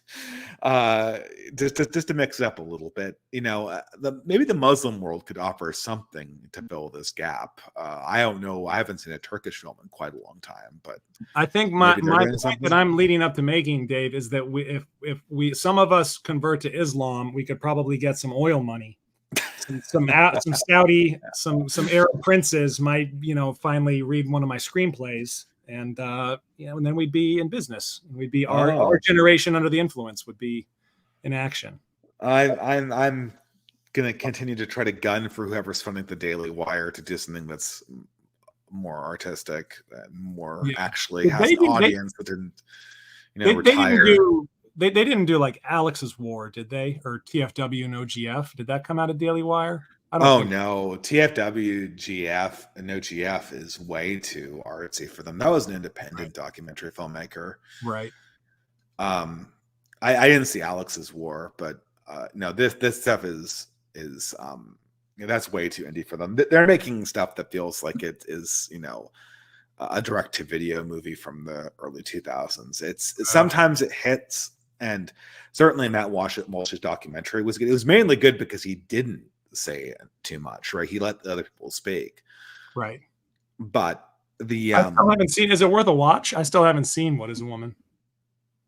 I mean, you've probably seen all the good clips from it in little snippets that have been put around the internet, and I mean, it's a documentary, and documentaries are already kind of sus because people lie a lot in documentaries, and you just have to have editing. The takeaway from What Is a Woman is that everyone's drunk in the Kool-Aid on this trans stuff, and everyone knows they're drunk in the Kool-Aid, and that nobody has anything to say about it other than to shut up and obey. Anytime Matt Walsh is speaking in that film is a bad moment, as far as I'm concerned. A few times he launches into these self-righteous tirades about what his vision is, and it's the absolute weakest part of the movie because it's simultaneously too angry and not radical enough for what we've just witnessed. And it also has this sort of like boomer con notion that if you stand up in a town hall and speak your mind, people will take notice, which is obviously knows to be bullshit at this time. But I mean, the movie, insofar as it just observes reality, and this is the mark of all good filmmaking. I kind of like picture it as like observe a few hours of Steven Crowder trying to talk to people on the street. Oh no, it's better than that because Matt Walsh shuts up, right? That's what makes the documentary so strong.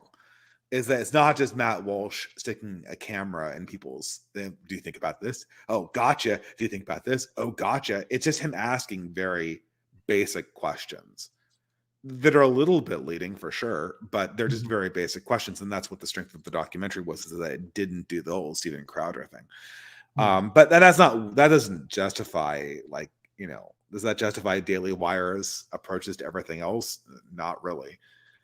Movies to be good have to observe their reality and live inside of it. They can't like preach to you, and that's why all these movies, people are like, I'm tired of like the accidentally based movie. Well, I mean, a lot of them are good because they just observe their reality and they happen to stumble across things, and you can't replace honesty in filmmaking.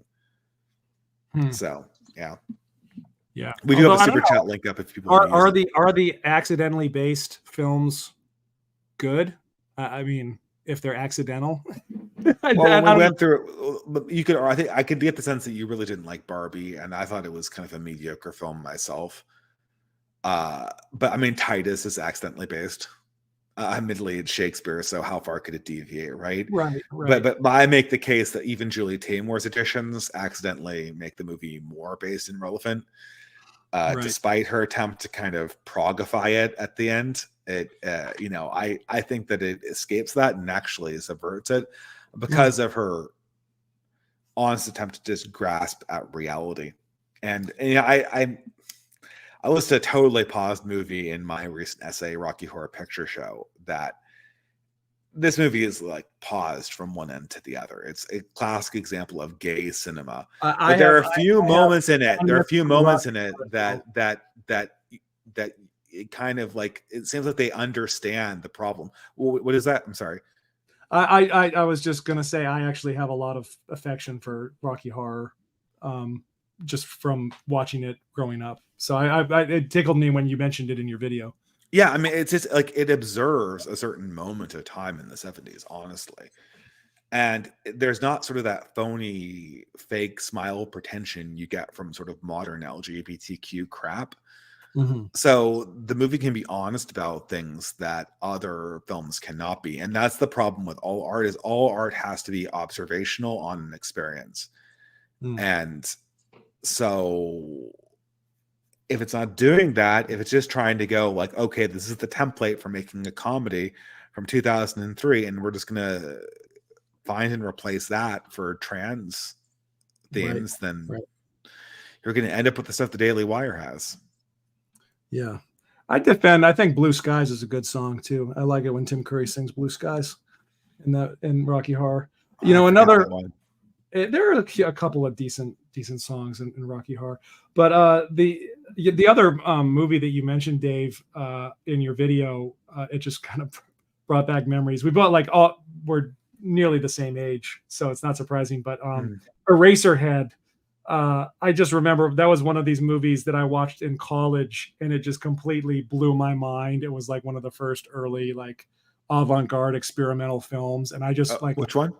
Eraserhead. Oh, Eraserhead. Okay, that's the same one that I remember. Yeah, I remember spending years. It's just funny, like just being like, "What is this about?" Like, "Oh my god, it's so strange. I don't get it." And then I like years later, I remember like, but by the time like my son was like 3 months old, I was just like, "Oh, it's about having a baby." No, it's not about having a baby. It's about being up at 3 a.m, like trying to feed a child a bottle. David Lynch did not make that movie about having a baby, because that movie, the emotion of that movie is distinctly not the emotion that I had staying up with a bottle with a crying infant. That movie is about the fear that young men have of being cheated out of their youth by a baby. It's the fear of transforming into an older man, because the baby from Eraserhead symbolizes the fear of all of the downsides of being a father, and none of the advantages and warmth and thickness that naturally comes with it. You know, I always sort of like, oh my God, what's going to happen when I have a kid? You know, is it going to be this horribly existentially defeating idea that now I'm locked down with a family and I can never get out from under it? I don't remember experiencing that emotion. Obviously, I want to have more time to pursue my passions, but that's not something that I experienced as a father. It's certainly something that I feared as a young man looking towards that point in my life. Yeah, no, I think those are all fair points. I think I do recall he may have been a father by the time he made the film. Oh, no way. Really? I shouldn't. I would be amazed. That's an early Lynch, though. Wasn't that like a college? Yeah, I think it's when he was in school, but I think he had a kid early as well. Oh wow. Okay. Even maybe I'm wrong. But no, but I think your point holds, because I would imagine he still probably came up with a concept prior to that, or maybe when his wife was pregnant.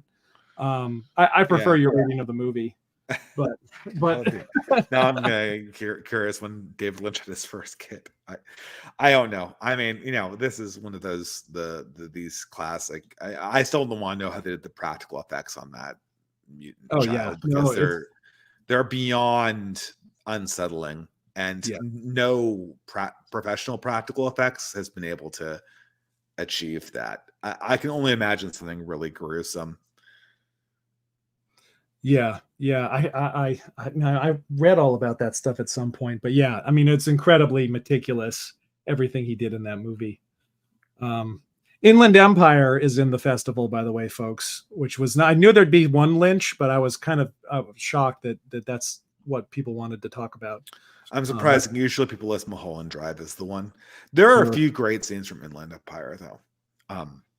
And a really unsettling sort of set of sort of short films that play in the background in that film as well, which I quite like. But on his website, yeah. But yeah, Lynch is always, again, he's been making the same movie for 30 years, right? And we could do a whole stream on Lynch, Dave, anytime. I'm a Lynch file. I can. Yeah. I am. And again, that's another thing too. It gets you back to the whole small town America with Twin Peaks, right? Like I went to the on our honeymoon, we went to the hotel where because we were in Seattle at the time, right? Where David Lynch filmed his the famous Twin Peaks hotel, right? And that's in Snoqualmie, I think. And the place is just, I mean, it's a nice little hiking destination, but it's swarming with insufferable progressive hipsters, like biking around, and it's so close to Seattle. It does not feel like an independent place. It feels like all the rich people from Seattle have just bought up properties there. It's not sleepy at all. and so yeah, it's interesting. So I heard that he played that movie that's like ostensibly about Spielberg. What was that movie? It came out this year. It's like a biopic of Steven Spielberg, but David Lynch plays John Ford in that movie, which is interesting. Interesting. But Dave, did you want to? Sorry, the Fablemans. Right, the Fablemans. Okay, that's what it's called. Yeah. Are you saying that you want to start the super chats? Let's go for it. Okay, so the first one, again, I don't know exactly how to pin entropy. I don't think I can pin entropy chats onto the screen in StreamYard, but we'll just have to read them out loud. From Creeper Weirdo for $5 USA. We need a reactionary film canon, something fun to talk about that shows outsiders that we're human beings that have fun. Even if it starts a weird conversation of if the Addams family is trapped or subversive, it helps us express and explain ourselves. This is actually, I have a perfect answer to this super chat. It's called the Last Picture Shows Film Festival 2023. You can buy your ticket on Gumroad. And in point of fact, if you type in Dave LPS 23, you'll get 50% off. Yeah, for the price of your super chat, you could listen to me talk about a reactionary movie for an hour and a half, and then listen to virtually everyone else in our space. Also, 39 other Dave adjacent reactionaries. Some much more adjacent than others. I don't know if I cut off that question, but that's part of my intention with the film festival. The Addams Family, though, is the perfect kind of joke Catholic family that's had new life. And I don't think there's ever been a good Addams Family film, and there never will be. But I feel like you could modulate the parameters a little bit and make it good. I heard you say once, Dave, on a stream that the Addams Family is a Protestant's view and understanding of a Catholic family. I'm just curious, which I think is a very interesting take. I'm just curious if that's your take, or if like the inventor of the Addams Family confessed to that, or if there's any sort of truth. I don't know if he confessed to that. That definitely is not an original thought. I got that from somewhere. And I'm pretty sure that the Addams Family is kind of like, oh, here are the weird Ellis Islanders that moved in from some, Hungary or someplace like that, right? And have all these kind of Gothic customs, or maybe like some weird recusant Catholic family. I guess Addams does kind of imply that there are some kind of weird Catholic recusant family from Britain, but I think it's an amazing critique if it is like created by a Protestant or is somehow this Protestant perspective, because on the one hand it's this, I mean, this is the joke of the Addams Family, it's like that they seem much more obsessed with death than the Wasp, but at the same time they're more alive than the Wasp, they're more vital. Like Gomez is passionately in love with his wife. They're all like really like vivacious characters, so it's and to be frank, I often find that to be true with Catholics compared to a lot of I think the Addams Family only makes sense in WASP America, and I don't really.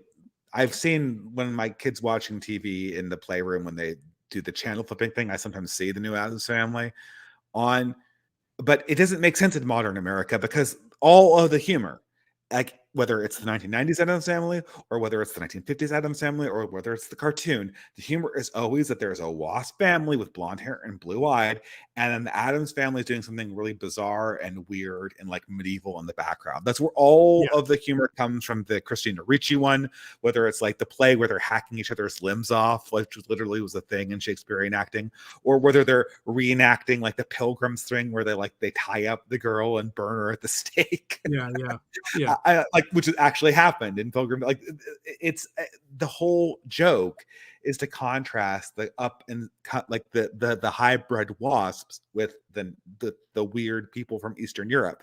Without the hybrid wasps, the bit doesn't work.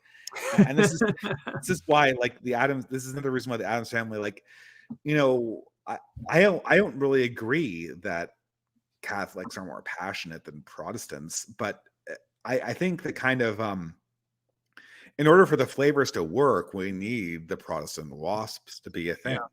And I think that's true of like a lot. I mean, Tim Burton did some of the Addams Family films, but like that, when Tim Burton was good, early Tim Burton was. I mean, Beetlejuice has the same formula to some extent. It's just sort of, it's contrasting like grotesque sort of nouveau riche, secular yuppies with Norman Rockwell-esque Americans. In the same kind of manner that Addams Family does with Protestants and Catholics. Yeah, it's I don't know. All of these things. It's like the typical boomer problem. These intellectual properties worked in a world that no longer exists anymore. And but yeah, we can't digress too much further because I want to get on with the super chats. Yeah, sorry, that was a total tangent. No, it's fine. That's the whole point, is to digress on super chats. That's what I always do. I always hate it when people just like they read the super chat and then they just give like a one sentence answer. Every now and again, there's super chats where you just don't have anything to say about it and you have to give one sentence answer. But like you're paying for a digression. You're not paying for me to read your sentence online, right? Yeah. That's my philosophy. Creeper Weirdo for $3 USA. Also, raise your hand if you're tired of this woke shit is secretly based thing. It can get copish a lot of the times. I feel that way about Girls or Lena Dunham. I don't feel that way, obviously, about Titus Andronicus or I'm struggling to think of another good example. Can you think of anything from your film festival that's accidentally based?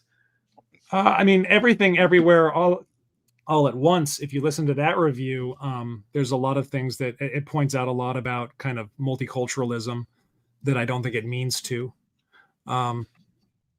Yeah, I know what you mean. It can be, it's hard because it can verge on the mundane and boring to just be like, oh, the progressive characters were really unlikable, and the supposed right-wing villains were really likable. Like Ken was fun and Barbie was a monster, or the girls in Lena Dunham's Girls are all pathetic and miserable, and their boyfriends actually seemed like nice guys. But I try to, hopefully there's something a bit more to a film that reveals kind of deeper aspects of our current moment, other than just your innate kind of disdain or empathy for characters that the director might not want you to actually identify with. It actually has to say something positive, right? More than characters. Can you, of my essays that were sort of not bombs this year, my favorite one was when I called like Those Who Walk Away from Hogwarts, which was initially sort of like a takedown on this insufferable academic called Matt McManus, but I kind of turned it into a meditation on Harry Potter and the decline of the academy. And I always felt that House Slytherin was kind of like this place of potentially accidental baseness in some sense, right? Like the author might make a mistake and portray something as wholesome when they didn't intend for it to be wholesome. The Addams family of Hogwarts houses, one might say. Yeah, exactly. They are literally, and they're the inverse, right? Like the House Slytherin are literally like the wasps, and how their hair color is coded, right? They're the blue bloods, and right. I know in order for a film to be accidentally based in a positive way, it actually has to complete a message that is based, which is why I would say Titus counts, because Julie Taymor completes a full thought in a finished text that is a reactionary sentiment, and it's unintentional, but she said it, right? And not only that, she gave characters that acted out in the actual filmed play, whatever you call those things, adaptations, whatever. I don't think we figured that out yet. But if it's just like Lena Dunham showing the seedier side of millennial womanhood, that's not enough for me to call something accidentally based. I don't know though. I think that sometimes though, like I guess, yeah, maybe to call it like fully accidentally based, it should have like a based resolution. But there are some films, and again, I know you haven't seen it, Dave, but like Everything Everywhere All at Once shies away from having a based ending, even though it actually would have made a lot more formal sense for it to end that way. And there are a lot of films that I think kind of wind up lacking the courage of their convictions, and or not even their convictions is the wrong word, but they shy away from resolving a film in a based way, even though that's kind of the direction the film was leading them. So I don't know. I've seen a lot of based movies that get cut off at the knees right at the end. Even though I don't want to put you on the spot, but can you think of an example? Well, I think the example is like Everything Everywhere All at Once, which again is this metaverse film about this tension between the gay first generation Chinese daughter and her mom, who basically wind up encountering these multiverse versions of one another. And the daughter is actually this sort of character who's like a singularity, which they call Boko Jabaki, which is this, she basically becomes this supreme being who is able to basically... like in all multiverse films, right? Right. But she's able to basically exist as all of the like infinite versions of herself all at once. Like they all become one godlike, omnipotent person. And what results in this is that she becomes a complete and total nihilist. And she's like, what's the guy's name in like The Watchmen, who's like the Dr. Manhattan. Yeah, she's like Dr. Manhattan, basically. And every time you see her filmed, she's in like a new bizarre outfit. It looks very much like stuff like from Rick and Morty. Like she'll be in a clown suit one second, and then the next she'll be dressed like, a nurse, and then like a Japanese princess. And it's basically the whole point is that this daughter is actually having a complete and utter identity crisis because she has no identity. She's caught between the East and the West. And there's, the grandfather is visiting from China, who's a character as well. And the whole point is that like the film actually just paints this really compelling image of this daughter who is completely lost, doesn't feel American, doesn't feel Chinese, and this nihilism that she has, and sort of her will to destroy all possible universes, is this sense of not belonging to any of these universes. But and so a based ending to that film might actually be, and like the grandfather, resents the daughter for, getting married to the man that moved her to San Francisco to open the laundromat. A based ending could have been like, what? They all agree this was a huge mistake. Let's all fly back to China and say, fuck it. Fuck the American experiment. This was a terrible idea. But instead what happens is, the mother kind of talks her down and accepts her gay girlfriend. and like the final scene is like the mom, the who's played by Maggie Chong, sort of coming up to the car where the half Mexican, half white girlfriend, by the way, so she's already sort of deracinated, who has one of these sort of like progressive haircuts where half the hair is cut off on the side, and she says to her, like, Becky, you must grow your hair out. And then like Becky turns to the daughter and is like, oh, your mom just did a mom thing to me. That means that she accepts me. And then the two gay women smile in their crappy Volkswagen, and they drive off, and it ends.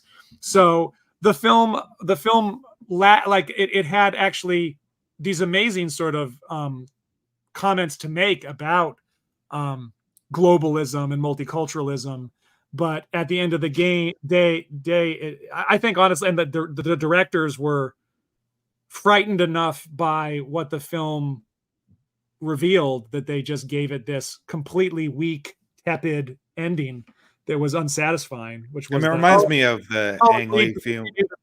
To continue to be like deracinated progressives in America, and then the woman's bloodline died because her daughter gay married a woman at the end. Well, but maybe it reminds me of the Ang Lee movie, The Wedding Banquet. Have you seen that one? Yes. It's about, again, a gay guy in, I can't remember if it's New York or San Francisco, where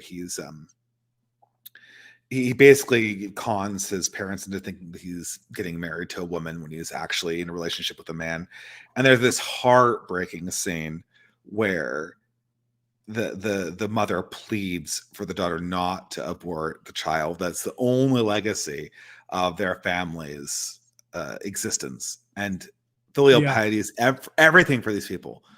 And the daughter's like, I don't care. I have my own life to live. And of course it's Hollywood, so it resolves in a good way. But that was just a heartbreaking scene. And that movie, that was an accidentally based scene that I think saves the film. Because, if I recall, I think Proper Horror Show even brought up that film in our review of Everything Everywhere All at Once.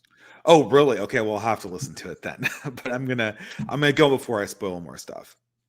Nerve AMV Maker for $25. You guys should check out Miyazaki's latest film. It's in the vein of The Wind Rises. That is very contemplative, in that it is very contemplative. The craft is probably the most sophisticated I have seen in an animated film. Well, I'm not surprised with Studio Ghibli. The film is silent for the first hour and has at least one of Dave's holy moments in it. The last 20 minutes are a bit rushed. Well, that's also very like the Studio Ghibli formula. That was the same way in Princess Mononoke and Howl's Moving Castle, where they cram everything into the last 20 minutes, and you can barely keep up. But I intend to see that movie, and I think you already have seen it, right? If we're talking about The Boy and the Heron, I actually literally saw it this afternoon. Oh, well, thumbs up. I probably need more time to think about it. I guess a really curt statement is it's spirited away from a little boy's perspective, as opposed to a little girl. The protagonist, same premise. Like, she's in this, the boy's in a new environment, gets swept away into this world of spirits. It involves him coming to terms with the death of his mother, and he meets kind of a childhood version of his mother.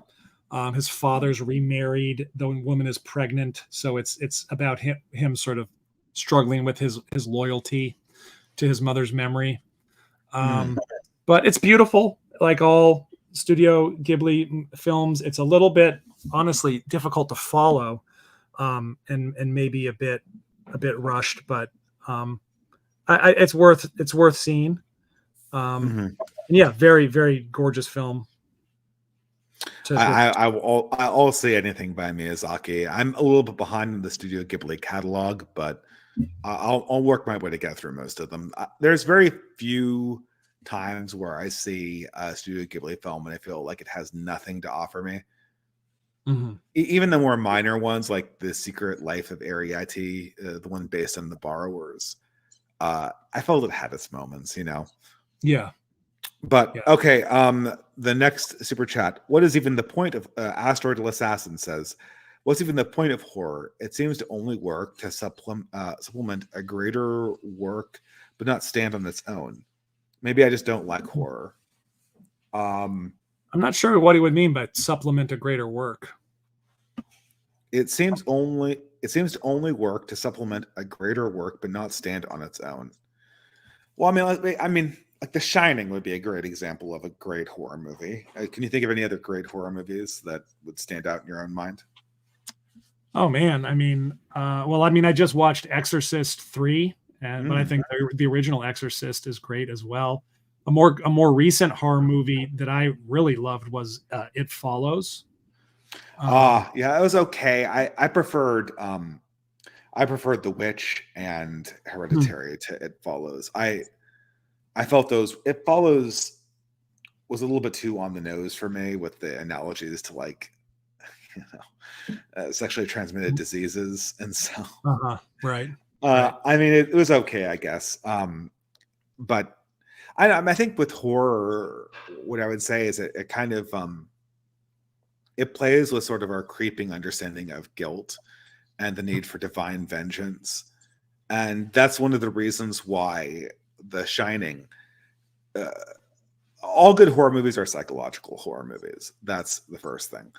And the best horror movies are when they link sort of a macrocosmic and real spiritual horror to the individual horror or the individual psychological horror of oneself that you find in guilt or shame. And that's why the Shining works on so many different levels, because it's ambiguous in a lot of ways the extent to which any given element is being played on, right? Is there an emphasis on sort of the collective guilt of the killing of the Native Americans that exists in the background? Is there a simultaneous unstated sexual abuse dimension to it that's constantly implied but never really admitted to in the film?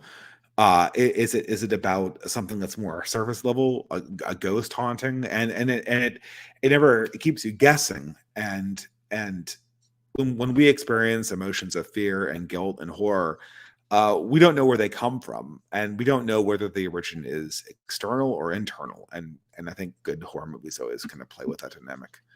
Yeah, I mean, if you're interested in cultivating a deeper appreciation of horror movies, I would plug my friend Chloe's channel, Proper Horror Show. She does a ton of deep dives on horror. Horror is her passion, and any of her videos are great. She talks a lot about just sort of the theory of horror. The only thing I'd add to what Dave said is that, there's this line from E. Michael Jones. I think it's his book, Nightmares from the Id, which is horror is always about returning to baseline. Somebody has committed some sort of sin or diverted from the path, and that is what horror is fundamentally about. I mean, the classic example of this is the slasher movie where the teenagers are experimenting with sex, or out of wedlock, or there's just some taboo, moral or sexual or otherwise, and horror is about returning to normalcy, which is, I guess, maybe counterintuitive given the nature of horror films as they're experienced. Yeah, I would agree with you there too. Asteroidal Assassin says again for $3 about Spider-Verse. The second movie did one thing right. The protagonist is fighting for the life of his father, not the fate of the multiverse. I can't really comment on that because I haven't even seen any of the Spider-Verse movies except for little snippets and reading film criticism. Do you know what that is? I haven't seen it either. I just know Zero's take on it. Yeah. So I can't comment on the details of the plot. Sorry. I'm sorry, Asteroidal. We can't digress on movies that we haven't seen, but I'll take your word for it. Not a Megon for $3 USA. A recent romantic series that I watched is Spy X Family, which is unfortunately anime. Pilgrims pass yeah, I've talked to Pilgrim's Pass recently. We've been talking about doing a live stream together, but I've been so busy I haven't had a chance to put anything together. Pilgrim's Pass is a great sort of Catholic kind of cultural criticism channel, and I'm hoping I'm getting the name right. I like what I've seen from him. Yeah, no, it's great, and he's kind of come up pretty quickly in the last few years. He wasn't on the scene 2 years ago, from my recollection, and so yeah, I mean, I'm not totally against anime. I'm sure it's great, and anime can be quite wholesome. It's just it's like the Korean movie thing. Like I kind of want. I'm getting fed a particular kind of wholesomeness from these Asian societies that feels. I want it because I don't see it in Western film, but it also feels a little bit fake to me. And I kind of want the promises being made by these media, these pieces of media, to feel a little bit more real. And I feel like I'm not necessarily getting that from anime, obviously. Yeah, I mean that's more than often the case. You know, I mean, I feel like I approach anime the way that I approach any other kind of genre. Like 99% of everything is crap, but there's still some diamonds in the rough. Yeah, I feel particularly betrayed by anime, though. I used to be a huge anime fan, and I'd probably defend anime the same way that you did. And I feel like the people I knew who were really into anime and were really into these traditional depictions of romance ended up just kind of glomming onto these movements and these lifestyles that led to anything but that. And I can't completely separate that from what. I think that's true as well. If I considered my anime friends from high school, they're probably all, you know, in polycules now. Yeah, no, I mean, but it's like, you know, the people who listen to rap and like Eminem and like, you know, nu metal in high school, like, which I thought was degenerate. I wouldn't have used the word degenerate in high school, but I thought it was kind of like stupid and like gross, and they end up kind of in less gross situations, pound for pound, right? So I have this suspicion of this genre. It doesn't really carry over to Miyazaki for some reason, because I consider that a separate thing, but you know. Yeah, I do too. I always feel a little bit weird just throwing him in there with anime. I don't think Miyazaki films and Ghibli are necessarily what people consider when they consider anime. Yeah, I mean, Ghibli films basically are viewed by most people as being a return to sort of classic Disney, with some more mature themes and some more artistic themes thrown in for good measure. Right. Yeah, I should give Spy X Family, but I don't even like spy films to begin with, and like films where it's like it's a spy, but like the kid is like a spy too. I mean, we're getting into sort of Spy Kids territory, which I'm told is a great family film, but I don't know if I can take it seriously if I'm not watching it with a kid audience, you know. Dave, you have some people in the comments, not to take away attention from super chats, telling you to read Berserk. I know that you've heard this many times. I know. I always get this, but the thing is, like, have you read it? Because I see it in the source, and it's like in 5 volumes of like manga, right? Like, yeah, it's huge, isn't it? You still have to read it. You got to read the whole thing, man. Okay, all right. It's not even done. It's not even done. And the guy that wrote no, I'm not reading a thing that's not done yet. You know, you ready for this? I did this with Game of Thrones, and I'm not doing it again, right? Yeah. The man who invented it died. He went like what's the guy that did the Wheel of Time? Yeah, he did a Robert Jordan thing. Yeah, he did a Robert Jordan, and now his best friend, who's also a manga artist, is finishing the story.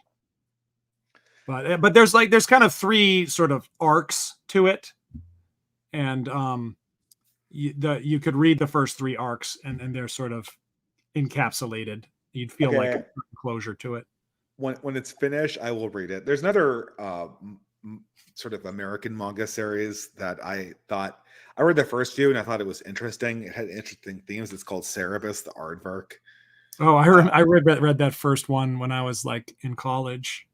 There's a ton of books too. I know there's a ton of them. I can never get through it because it's too long, right? Yeah. But I know it basically, like, I've heard people discuss it, and it sounds like the later episodes kind of are like they deal with like misogyny and religion and their huge critiques of society, and it kind of sounded a little bit, Bappy before Bap. And I always kind of wanted to get through that, but I can't imagine myself reading through a 20-volume set of graphic novels. I mean, I barely have time to. Berserk would go faster than Cerebus for you. What about Attack on Titan, Dave? Have you read Attack on Titan? Is it finished? Yes. That's supposed to be an anime. Maybe I could watch Attack on Titan, the anime. Yeah, do that. Yeah, maybe my wife might like that. Well, would she? I don't know. Actually, I was able to get my wife invested in Attack on Titan, and I would love to hear those for you. Did she like it? Well, the first half, I'm not going to give anything away. The first half of it is a very compelling mystery, because you're just trying to figure out, what are these Titans? Why are they eating people? Where did they come from? How did humanity come to this state? Don't you dare spoil anything for him, chat. Don't tell him anything. And it really does pull you in. And then the second half is what happens after that mystery is revealed. Okay. So, well, it's done, right? Like, it's done after 2 seasons. 100% done. Okay. It's like there's 5 more seasons and never ends. No, you got it. Although, manga is done. Yeah, Evangelion was done, and it got undone and redone several other times. But yeah, I've seen the reboot. I don't know what that's about, or if it's worth my time. But Sam153 asks, opinions on Flight of the Phoenix 1965. I haven't seen Flight of the Phoenix. Have you? No, sorry. I've seen it reviewed by Blonde and Matt Christensen. They did a review of that movie, and it was like a survival movie about people who crash in the desert and then have to construct a plane to fly it back out. And that's my take on it, I guess. So, okay. Asteroidal Assassin says, why did you convert from Protestantism to Catholicism? Well, this is the easiest question I've ever gotten. I have never been a Protestant. Never. Oh, I don't know if that was directed at me. An atheist. I have been a deist. I had never been a Protestant. So you are you a convert? Last things. No, I was raised secular. I have never been officially joined any religion. I have a growing fascination with Catholicism, which I largely have to credit Dave for sort of planting that seed in me, because as a result of his channel, I read G.K. Chesterton. And, and as I became more invested in kind of reactionary literature, it's just so often the case that kind of, I have a deep admiration for Catholic social teaching and political philosophy. And so that's something I'm still digging into. I've been meeting regularly with a priest. I actually just started the priest at my behest began a Catholic men's group that I met with for the first time this week, so that I can meet some of the other local Catholic men. So it's something that I'm continuing to look into seriously. But I have yet to convert. Yeah. That's excellent. I'm very flattered. Last things, but no one can convert you to a religion. You just have to follow these paths down the way they are going. God knows that we have problems in the church right now. Not to mention like this incredible disconnect between the modern leadership of the Vatican and where virtually all of their younger parishioners are thinking and heading. And this problem cannot be understated. And but Protestants are dealing with a very similar set of problems, right? Yeah, it's very interesting to observe all of that as an outsider who's also trying to dip a toe into Christianity, because I see sort of all of the horrors just facing the secular world. But I'm I've also been very, I mean, there's no real presence where I live, but Eastern Orthodoxy is something I've talked to a lot of people about as well. And there are things that I find appealing that recommend Eastern Orthodoxy. But I think one of them is just, it's been here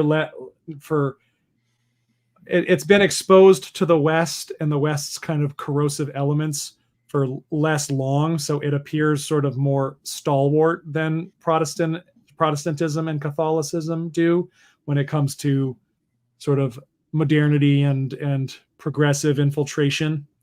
But as soon as I start politically theorizing about the, resilience that a given religious sect has against the things about the modern world that I dislike, I immediately begin to chide myself that I'm not thinking about these things theologically. I'm thinking about them politically, and that's something that I get kind of spun up on those sorts of issues. That is correct. Yeah. Should all of that be secondary to the liturgy of any given faith, right? It should be. Yes, but I mean, I will cut people some slack on this front. I mean, Jesus did say, by their fruits you should know them. Right. So, I mean, the idea, I mean, if to an extent, you should pick these things on their liturgy, but if they're going into absolute heresy territory, that's obviously a point against them. And I don't think we should pretend that it's not. Right. Anyway, let's do the rest of them here. Okay. Oh, Society Man. Hey, how's it going, man? Society Man for $25 USA. One of the most decrepit genres in the past decade has been the period piece. The progressive trend of recreating the racial demographics of modern day New York in everything is a symptom of a larger problem. They can't imagine any alternatives to the present because they're scared they might prefer the alternative. Yeah, this is absolutely true.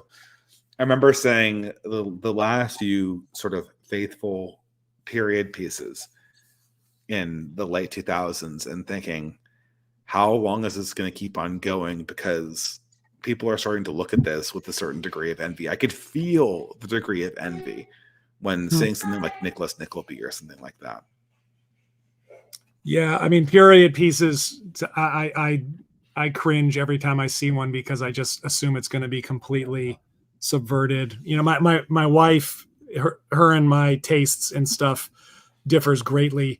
And I remember she was excited because she wanted to show me this trailer of a new TV show on, like, I think it was Catherine the Great. Like, it was like her, like the premise of it was like, it was a Russian queen. I think it was Catherine the Great, but it was basically like Catherine is a cool feminist girl boss who wants to modernize Russia, and her husband is a complete idiot, mouth breather who just gets in her way. And I was like, no, this is not a period piece. This is clothing. Like, forget it. Yeah, the thing is, like, there's the racial character swaps. If you're willing to take liberties in that dimension, how am I supposed to believe that you're not just superimposing your own political beliefs on these historical characters? Like, you can tell immediately, like, like I said to my wife, I was like, not every powerful historical female figure was a 20th century feminist. Yeah, and almost none of them were. Like, none of them were. Straight up, none of them were. Yeah. None of them viewed their power in that way. And this idea that all women are in team girl power is a political contrivance of our current ruling class in order to maintain its own lock on international power and basically stop rivals from appearing by weakening them. All women are in team girl does not help women, and it certainly does not help queens maintain their power. Exactly. Yeah. Like, some queens were actually quite ruthless, and like Catherine de' Medici, obviously, the most famous massacre in European history during the wars of religion, although probably not the biggest one. I'm sure there's ones that we don't hear about in Germany. The one that with most relevance to the Anglosphere, at least. Yeah, I don't know. It's just this whole thing, that the race swap thing is. I'm sure that you could do it. Like, I've seen race swaps go on inside. People have been doing race swaps for decades inside stage plays. But the thing is that it was more in those contexts that it was much less political. It was much less on the nose, and it was not always accompanied by some kind of weird progressive message insertion. And now Yeah, none like of those things are true. Some of Kenneth Branagh's adaptations, like I remember his Much Ado About Nothing, like Denzel Washington plays one of the characters. Oh, yeah. I didn't lie about it.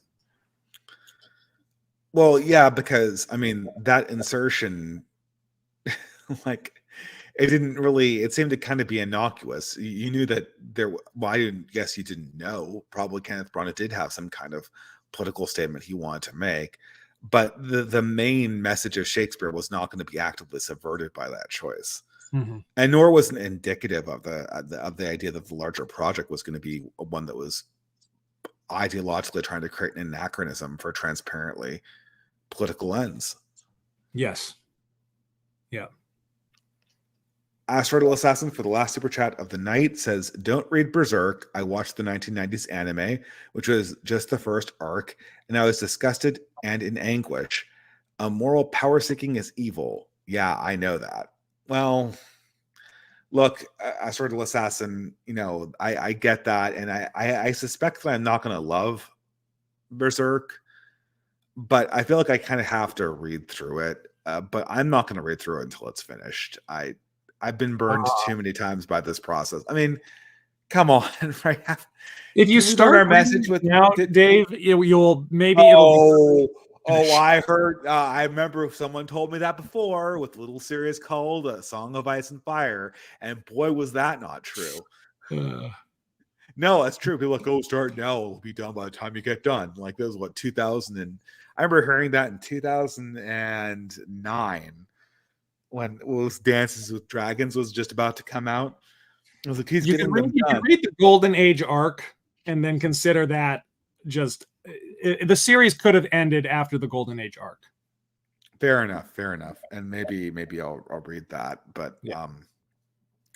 I don't know. People need to give me something a little bit more than it's based in Ishan to go on. Like, it seems to be very difficult to come up with sort of like, most good fiction is based on an aesthetic vision of like an image, right? As something like in Titus Andronicus is like the image of Anthony Hopkins coming out of the earth as a Roman legionnaire. It's very accurate. Well, I can't visualize what's the image of Berserk, right? The image of Berserk is Guts' sword. Guts. And to be honest, I ignored Berserk for years because I would see the covers and I would think to myself, oh, that's the dumbest, cheesiest manga I've ever seen, because the whole shtick is like this guy, like the main character Guts is like this guy who's like 6'4" and carries like this giant 6 foot tall sword that's like a foot thick, which is actually called the Dragon Slayer because there's a character named. But then, like, within the context and the premise of the narrative, the sword actually makes complete and total sense. I just thought it was somebody trying to look like Cloud from Final Fantasy VII or something like that. But like the sword is called the Dragon Slayer, and it was made by this blacksmith because the king of the realm where all of this takes place challenged all of the blacksmiths of the land to make a sword that was so excellent and so perfect and refined that it could slay a dragon. And so this guy, everybody else just made these like, beautiful, like, you like elven blades or whatever. And this guy just took a giant slab of iron and literally was like, no, this is what you would need to kill a dragon. And you would need somebody strong enough to actually wield a giant like wing of a plane and decapitate a dragon. And so, it's not just kind of a silly phallic. I mean, it is phallic, but but it is. I mean, people say it's cliche to call it Nietzschean, but they're like, it was started in, I think, the late 80s, early 90s. He was watching a lot of Conan and fantasy series of the West. So it's kind of one of the earliest, like very Western influenced mangas. obviously reading a lot of pulp fantasy from the West. So he's borrowing a ton of things from like Robert E. Howard. He's clearly read a lot of Nietzsche. And there's a lot of imagery. I mean, what people are referring to earlier is like there's this kind of hellish dimension and these demonic characters called the God Hand, which are also very, very highly influenced by kind of 80s John Carpenter horror. A lot of them are named after classic sci-fi books like Slan, and that's a book by A. von Voigt, Hellraiser. And yeah, there's just a ton of great aesthetics from that period that get pulled into it, as well as sort of like this hell dimension is something like straight out of Hieronymus Bosch. It's like if Hieronymus Bosch met MC Escher. So it's just like he's got a ton of fascinating visual influences. I can send you some still images. Yeah, it's fine. I mean, I'll get around to it. It's no hurry, but yeah, I'll get around to it at some point, I guess. This was not a super chat, and I know we're probably hoping to wrap it up soon. Somebody did ask in the comments a little while ago that they weren't sure what a based ending to Everything Everywhere All at Once would be, and so I guess just to put a final point on it, if one observation and point of the film is that multiculturalism results in nihilism, atomization, estrangement, and a misery, then I think that the opposite would hold true. Therefore, that actually holding on to one's identity, one's culture, one's family, one's roots would be an antidote to that. And maybe we should go for everyone separate at different times, and see how that works for our nihilism problem. Right. So if the character had actually embraced a more solid identity, that would have been a based ending to the film. But that's not what the film did. So I hope that clarifies. No, that does. Okay. Well, we're at the end of the super chats. Were there any other questions you wanted to answer from the chat, or? I don't think so. I'm sure we've missed many, but who can keep up with these things? Oh yeah, and I'm getting tired too myself. At any rate, guys, I encourage everyone to look into the Last Picture Show, which is the film festival run by Last Things, and that we've been kind of tangentially talking about on this live stream. And other than that, thank you very much, Last Things, for coming on the channel and discussing films with me for the last 2 hours and a half. And I hope you have a great rest of your year, having produced an enormous amount of content with the film festival. Absolutely, Dave. It was a blast and a pleasure coming on your channel. Thank you very much, and I'll talk to you guys next time.